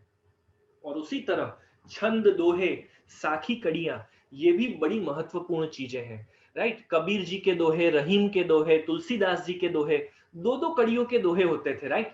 पर इन दोहों में जीवन का बहुत महत्वपूर्ण मर्म छुपा होता था, बहुत अच्छी सीख होती थी, जिसके द्वारा हम जीवन में सही डिसीजन लेने के लिए पावरफुल बन सकते हैं। तो ऐसे छंद दोहे भी प्रेगनेंसी के दरमियान सुनने चाहिए, कंठस्थ करने चाहिए। ठीक उसी तरह तीसरी सत्संग एक्टिविटी है, जिसमें आपको भगवद गीता, रामायण आदि ग्रंथों का पठन करना चाहिए। आप जिस धर्म में, संप्रदाय में मानते हैं, अगर आप मुस्लिम हैं तो आप कुरान पढ़िए, अगर आप ईसाई हैं तो आप बाइबल पढ़िए, जिस भी धर्म में है उस धर्म का ग्रंथ पढ़िए। जैन है तो जैन संप्रदाय के ग्रंथ पढ़िए। उन ग्रंथों को पढ़ने से वो जो संप्रदाय के विचार है, जो धर्म के मूल्य है, वो हमारे अंदर एकत्रित होंगे। इसके अलावा हम धार्मिक क्रियाएं कर सकते हैं, मंदिर दर्शन करना, मंत्र जाप करना, भगवान का श्रृंगार करना। इन सब क्रियाओं से, नवधा भक्ति के बारे में जो लोग सत्संग से जुड़े हुए जानते होंगे कि 9 अलग-अलग प्रकारों से भगवान की भक्ति करने का विधान है हमारे शास्त्रों में। तो इन अलग-अलग प्रकारों से मंदिर दर्शन करना हो गया, माला करना हो गया, इन सब चीजों से आप भगवान का भजन कर सकते हैं, भगवान की आराधना, पूजन कर सकते हैं। इनसे भी बच्चे के अंदर एक पॉजिटिविटी डेवलप होती है और सबसे बड़ा फायदा आपको होता है, आपको भी शांति मिलती है। तो सब कुछ साथ में नहीं करना है।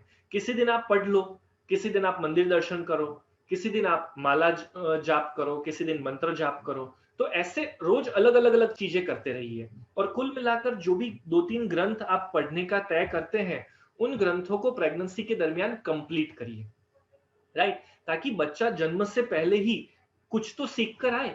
अभी के समय में तो काफी लोग ऐसे होते हैं जिन्होंने भगवत गीता ग्रंथ के दर्शन ही नहीं किए होते। सुनने की बात तो बहुत दूर की हो गई। पर यहाँ पर हम अभी जो ये कोर्स करवा रहे हैं, जो गर्भ संस्कार गुरु कोर्स के बारे में कल आप सुनने वाले हैं, इस कोर्स की खासियत है कि इस कोर्स को करने वाले बच्चे जन्म के पहले ही भगवत गीता और रामायण मिनिमम 2 बार पढ़कर जन्म लेते हैं। इतना ब्यूटीफुली हमने इन सब एक्टिविटीज को इस एप्लीकेशन के कोर्स में सम्मिलित कर दिया है। तो ये हो गई हमारी स्पिरिचुअल क्वोशंट की एक्टिविटी। इन तीनों एक्टिविटीज को अगर हम डेली बेसिस में करते हैं, तो होने वाले बच्चे के अंदर हम सत्संग के संस्कार, स्पिरिचुअल क्वोशंट, उसकी आध्यात्मिकता, उसकी संतोष की भावना, इससे पावरफुल कर सकते हैं, बुलंद कर सकते हैं।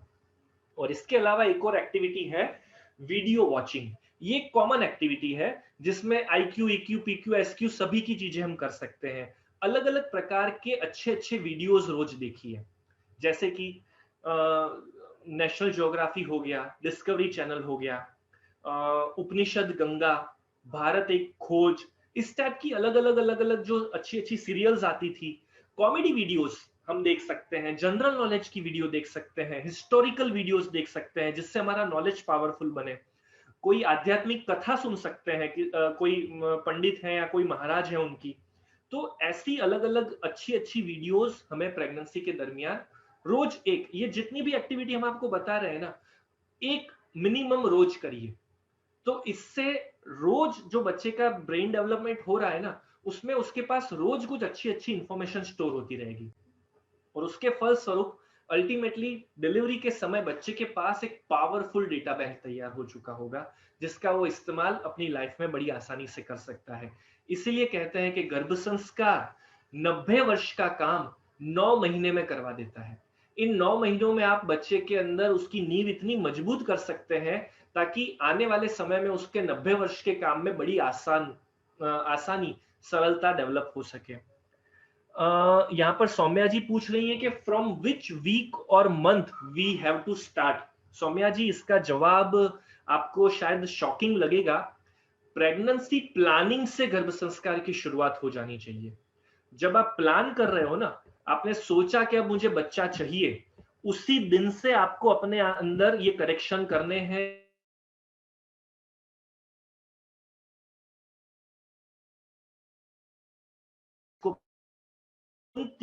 के दौरान आपने जो जो किया है ना, वो भी उस बीज में स्टोर होता है। और उनसे आप जब कंसीव करते हैं, तो वो उन 3 महीनों के विचारों को कंसीव में भी वो विचार भी कंसीव हो जाते हैं बच्चे के साथ। और फिर ड्यूरिंग प्रेगनेंसी 16th डे 16वें दिन से ही आपके बच्चे का दिमाग बनना शुरू हो जाता है, ब्रेन सेल्स बनने शुरू हो जाते हैं। आपको प्रेग्नेंट है ये पता चलता है 30वें 32वें दिन, तो आपको पता नहीं है आप प्रेग्नेंट हैं, उसके पहले ही बच्चे का दिमाग तो बनना शुरू हो गया। सो आप सभी को ये चीज बिल्कुल क्लियरली ध्यान रखनी है, और सिर्फ आपको ध्यान नहीं रखनी है, आपके परिचय में आने वाले सभी लोगों तक ये बात पहुंचानी है कि जब भी आप प्रेगनेंसी प्लान करो तभी से गर्भ संस्कार फॉलो करना शुरू कर दो। Again it's never late. अगर आपका चौथा, पांचवा, छठा महीना चल रहा है, इवन आपका 9वां महीना चल रहा है, अगर आपका डिलीवरी 4 दिन बाद भी होने वाला है, तो अभी आपको इन बचे हुए 4 दिनों में गर्भ संस्कार का पालन करना नहीं छोड़ना है, क्योंकि अभी तक आपको पता नहीं था, राइट? नहीं पता था, नहीं कर पाए, नो प्रॉब्लम। पर अब पता होने के बाद में अगर आप एक भी दिन मिस करते हैं तो दिस इज योर मिस्टेक। तो ऐसी मिस्टेक आपको किसी को भी नहीं करनी है। जो दिन बीत गए उसके बारे में टेंशन भी मत करिएगा, क्योंकि उसका सॉल्यूशन भी हमने ढूंढ निकाला है। जो कल हम आपको एप्लीकेशन का कोर्स सिखाने वाले हैं ना, तब आपको वो चीज पता चल जाएगी। So don't worry about that thing. पर आज से ही आपको गर्भ संस्कार का पालन शुरू कर देना है, ये चीज आपके मन में क्लियर हो जानी चाहिए। तो ये 8 एक्टिविटीज हैं जो आज हमने सीखी। कल हमने 3 एक्टिविटीज सीखी थी, और अब एक एक्टिविटी बचती है। 3 4 5 6 7 8 9 एक्टिविटीज हमने ऑलरेडी सीख चुके हैं। 3 एक्टिविटीज अब जो बचती है वो हम कल डिस्कस करने वाले हैं। My month is running now, my last month is running now, how can I cultivate my more knowledge? Yes Harsha ji, आपका आंसर मैंने ऑलरेडी दे दिया है, और कल आप इसको और अच्छी तरीके से समझ पाएंगे। सर धर्मों की कुछ कलेक्शन रखना चाहिए, सारी धर्मों की। स्वाति जी, मुझे आपका सवाल प्रॉपर्ली समझ में नहीं आ रहा है, सो प्लीज आप उसे एक बार वापस रिपीट करिएगा। प्रणुषा जी कह रही है हाउ टू पार्टिसिपेट इन गर्भ संस्कार वर्कशॉप। प्रणुषा जी देखिए, आप ऑलरेडी गर्भ संस्कार वर्कशॉप में पार्टिसिपेट कर चुकी हैं, ये उसी के लाइव सेशंस चल रहे हैं। एप्लीकेशन में हमने 6 दिन के और एडवांस सेशंस रखे हुए हैं, जो आप कोर्स सब्सक्राइब करते हैं तब वहां पर आपको एडिशनली मिलने वाले हैं, तो उसके बारे में आपको कल बताएंगे। तो वो जो लोग कोर्स सब्सक्राइब करते हैं उनको वो कॉम्प्लीमेंट्री 6 डेज का वर्कशॉप ऑलरेडी दे देते हैं। सो डोंट वरी, आपका कुछ भी मिस नहीं होने वाला है। कोर्स के बारे में सारी जानकारी हम आपको कल देंगे। सो अभी आज हम क्या क्या और डिस्कस करने वाले हैं वो मैं आपको बता देता हूं। If someone have already passed her 8th month then what she is doing. Shivani ji बिल्कुल बेफिक्र रहिए। देखिए पिछले टाइम में तो जो हो चुका वो तो हो चुका, उसका तो अब हम कुछ नहीं कर सकते। पर अब आपका 8वां 9वां महीना जो बचा है, इसमें हम इन 12 एक्टिविटीज को रोजाना कर एक पावरफुल रिजल्ट हासिल कर सकते हैं। ऐसे सैकड़ों माता पिता हैं जो 8वें 9वें महीने में हमारे पास आए और उनको हमने ये गर्भ संस्कार करवाया और ट्रेमेंडस रिजल्ट मिले। हाँ, ऑब्वियसली उनके मन में ये अफसोस हमेशा रहता है कि काश हमें ये पहले पता चल जाता, राइट? बट इसकी चिंता करने की बिल्कुल जरूरत नहीं है। देखिए, भगवान ने आपको गर्भ संस्कार का ज्ञान आज दिलवा दिया है ना, तो यही आपके लिए सही समय है। हम तो ये वर्कशॉप सभी के लिए फ्री कर रहे हैं, तो क्या सारी माताएं इसका लाभ ले पा रही हैं? नहीं ले पा रही ना। कुछ मुट्ठी भर माताएं, जो कुछ 500-700 माताएं, आप 1000 माताएं हैं जो ये वर्कशॉप अभी अटेंड कर रही हैं, उन्हीं को ये फायदा मिल रहा है ना। तो भगवान ने आपको चुना है, तो अभी जो इतने दिन बचे हैं ना, उन दिनों का आप भरपूर आनंद उठाइए, पुराने दिनों को भूल जाइए। Just enjoy this 12 activities from today. तो अपने आप बाकी बचे दिनों में हम मैक्सिमम बेनिफिट ले पाएंगे। और अगेन ये बात हम कल वापस डिस्कस करेंगे, so don't worry about that thing. Okay, तो चलिए अब हम डिस्कस करते हैं कल के दिन के हमारे विजेताओं के बारे में। कल जो हमने कंपटीशन रखा था ड्राइंग बनाने का, एप्लीकेशन को डाउनलोड करने का, यूट्यूब चैनल सब्सक्राइब करने का, इन सभी एक्टिविटीज में चेतना पांडे जी, स्नेहा जी, अर्पिता जी, योगिनी जी, कल्याणी जी, पारुल जी, शिवानी जी और रोशनी जी, इन सभी विजेताओं को बहुत बहुत बधाइयां, कॉन्ग्रेचुलेशंस। आप सभी विजेता बने हैं। इन सभी ने जो ड्राइंग्स बनाकर भेजी थी वो भी हम आप सभी के सामने यहाँ पर प्रस्तुत कर रहे हैं। देखिए कितना अद्भुत वर्क किया है सभी ममाज ने। कुछ और ड्राइंग्स मैं आपको दिखा रहा हूँ। यस, यहाँ पर गर्भ संस्कार की बात को बताते हुए इन्होंने लिखा है कि माता का गर्भाशय एक महान पाठशाला है। बहुत अद्भुत बात लिखी है, जहाँ पर माता और पिता मिलकर बच्चे का IQ, EQ, PQ, SQ develop कर देते हैं। यस, यहाँ पर मंडोला आर्ट कर कर जो एक बहुत कठिन और बहुत बारीकाई वाली, कंसंट्रेशन वाली जो एक आर्ट फॉर्म है, उसमें माता को ड्रॉ किया है इन्होंने, और गर्भ में बेबी को भी यहाँ पर उन्होंने ड्रॉ किया है। यहाँ पर भी एक माता ने मदरहुड का एक प्यारा सा संदेशा दिया है कि माता सोती नहीं है, माता तो कॉन्स्टेंटली बच्चे के विचारों में होती है। पर मैं यहाँ पर ऐड करूंगा कि चिंता में नहीं होनी चाहिए, माता चिंतन में होनी चाहिए। पॉजिटिव थिंकिंग करना है, चिंता कर कर डिस्टर्ब नहीं होना है। यस, एक और चित्र है यहाँ पर। यस, यहाँ पर प्यारा सा क्यूट बेबी, बहुत प्यारा सा बेबी ड्रॉ किया है, और मम्मी पापा दोनों बच्चे की केयर कर रहे हैं, ऐसा भी एक चित्र यहाँ पर इन्होंने बनाने की कोशिश की है। तो ये थे हमारे विजेता। इन सभी को रूपिका की ओर से 800 रुपीज के जो वाउचर्स हैं वो आपको ईमेल कर दिए जाएंगे कल। आप उसका इस्तेमाल कर सकते हैं, अपना गिफ्ट वाउचर एनरोल कर सकते हैं। आज का होमवर्क क्या है? आज आप सभी को गर्भ संस्कार विषय पर एक जिंगल, पोयम या कोई इंस्पिरेशनल कोट बनाकर हमें भेजना है। आप व्हाट्सएप कर सकते हैं इस नंबर पर, या ईमेल कर सकते हैं। और इसी के साथ आपको आपने बनाया हुआ जो चित्र है उससे हैप्पी गर्भ संस्कार लिखकर और मैजेस्टिक गर्भ संस्कार के पेज को टैग करते हुए अपने फेसबुक पेज और इंस्टाग्राम पेज पर उसे पोस्ट करना है। ये करने के बाद उसका स्क्रीनशॉट लीजिए और आपकी बनाई हुई पोयम या इंस्पिरेशनल जो भी कोट है या कोई जिंगल है उससे हमसे शेयर करिए। आज के भी जो विजेता होंगे उन सभी को रूपिका की ओर से 800 रुपीज के गिफ्ट वाउचर मिलने वाले हैं। तो फटाफट से इस कंपटीशन को नोट डाउन कर लीजिए और जितना हो सके जल्दी अपने अपने रिप्लाईज को भेजिएगा। सैकड़ों की तादाद में हमारे पास रिप्लाई आ रहे हैं। कल भी ऑलमोस्ट 150 से ज्यादा ममाज ने रिप्लाई भेजे थे, तो आज भी फटाफट से आप भेजिएगा ताकि आपके जीतने के चांसेस ज्यादा हो जाएं।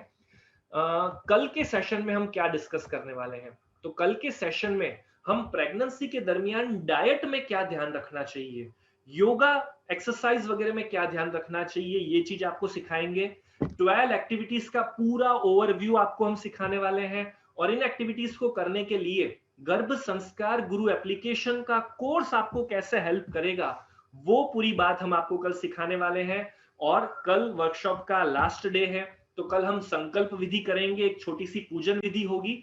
तो इसके लिए आप सभी को ट्रेडिशनल वेयर में आना है। यस, कल आपकी गर्भ संस्कार पूजा विधि जैसा प्रोग्राम है, तो आप सभी कल संकल्प विधि में जुड़ने के लिए, वैसे तो लॉकडाउन में नए कपड़े कबर्ड में पड़े पड़े बिल्कुल सफोकेशन महसूस कर रहे होंगे, तो उन्हें बाहर निकालिए, अच्छे से तैयार होकर रेडी होकर आइए, पूजा की थाली तैयार कर लीजिएगा, कुछ मिठाई स्वीट वगैरह बनाकर रखिएगा, ताकि कल हम विधिवत पूजन विधि करते हुए, संकल्प विधि करते हुए हम कल इस गर्भ संस्कार वर्कशॉप को संपूर्ण करेंगे।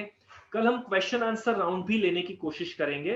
तो अगर आपके मन में कोई सवाल है, कोई कंफ्यूजन्स है, इन सारी बातों को सुनने के बाद आपके मन में अगर कोई दुविधाएं हैं, तो वो सवाल आप हमें व्हाट्सएप कर दीजिएगा आज के दिन में, ताकि उन सवालों को हम कल कवर करने की कोशिश कर सकें। ठीक है, तो ये था हमारा आज का वर्कशॉप। होप आप सभी ने बहुत एंजॉय किया होगा।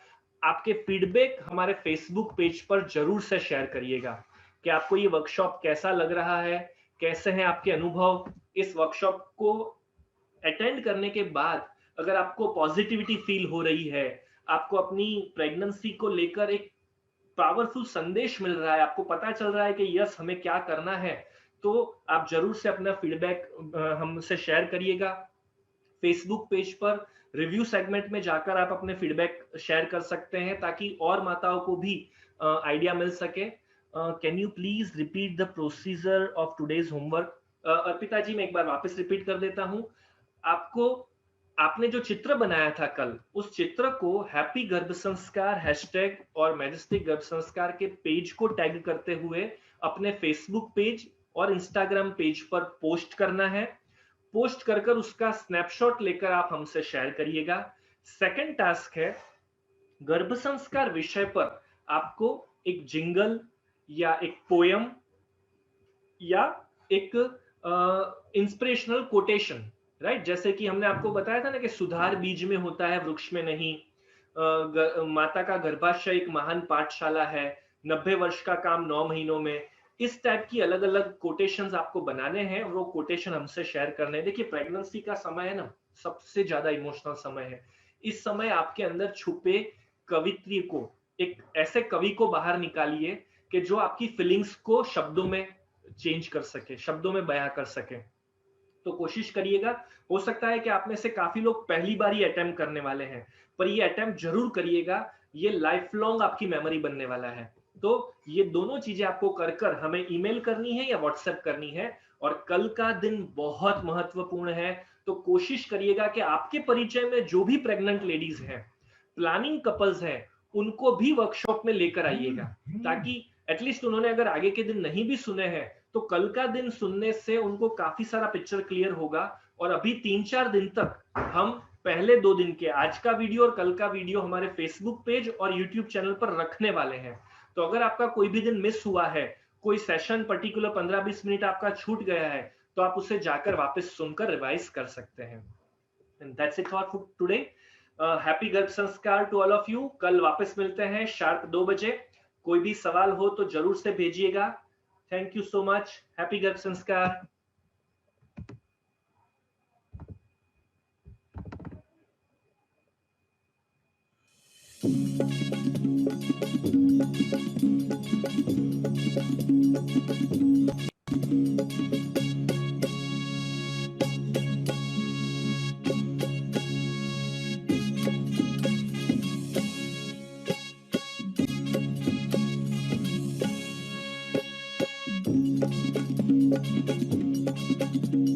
माँ ने पूछा बच्चे से, हाँ माँ ने पूछा बच्चे से कि माता हो तो कैसी, समझदार और सुलझी हो या चलेगी जैसी तैसी, भैया चलेगी जैसी तैसी। ता थैया थैया ता थई, ता ता थैया थैया ता थई।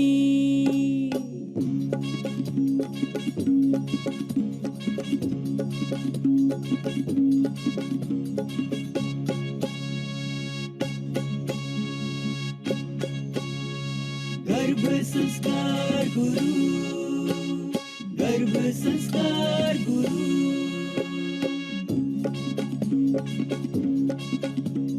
देंगे आपको सच्चा रास्ता, देंगे सुख की चाबी, देंगे आपको सच्चा रास्ता, देंगे सुख की चाबी। शास्त्रों की बातों से अपनी दूर करो बेताबी, मैया दूर करो बेताबी। ता थैया थैया ता थई, ता ता थैया थैया ता थई।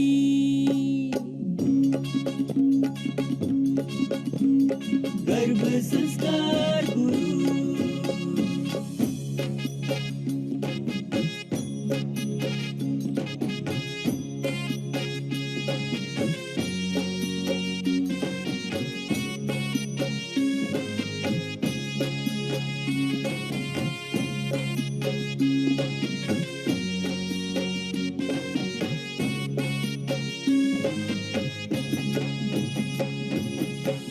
बीज में बोए संस्कारों को, बीज को सींचे पानी, बीज को सींचे पानी। वैज्ञानिक है तौर तरीके, सटीक है ये बानी, सटीक है ये बानी, सटीक है ये बानी।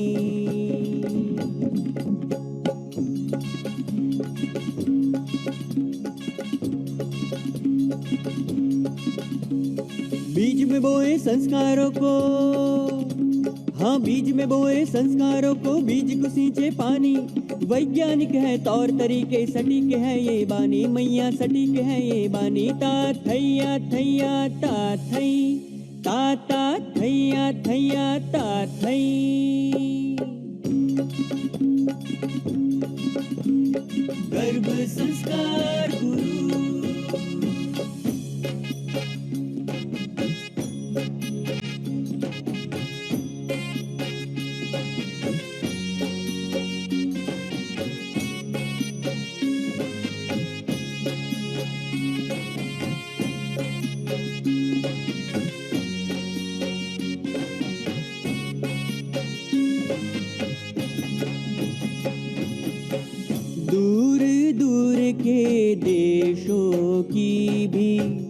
माताओं ने सीखा, माताओं ने सीखा। हमने दिया है गर्भाधान का ऐसा सरल तरीका, ऐसा सरल तरीका, ऐसा सरल तरीका।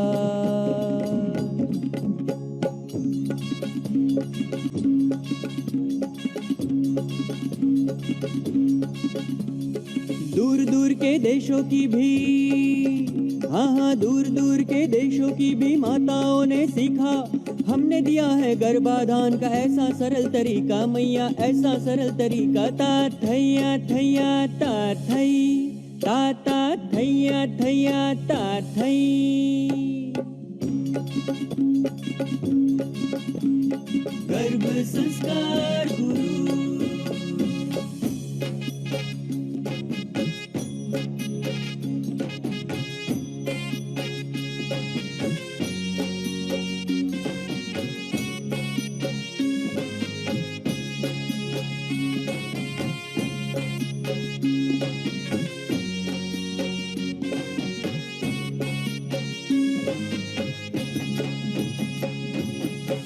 दुनिया भर की माताओं ने ऐप को बस अपनाया, ऐप को बस अपनाया। अपने संतानों का भावी गर्भ से ही चमकाया, गर्भ से ही चमकाया, गर्भ से ही चमकाया।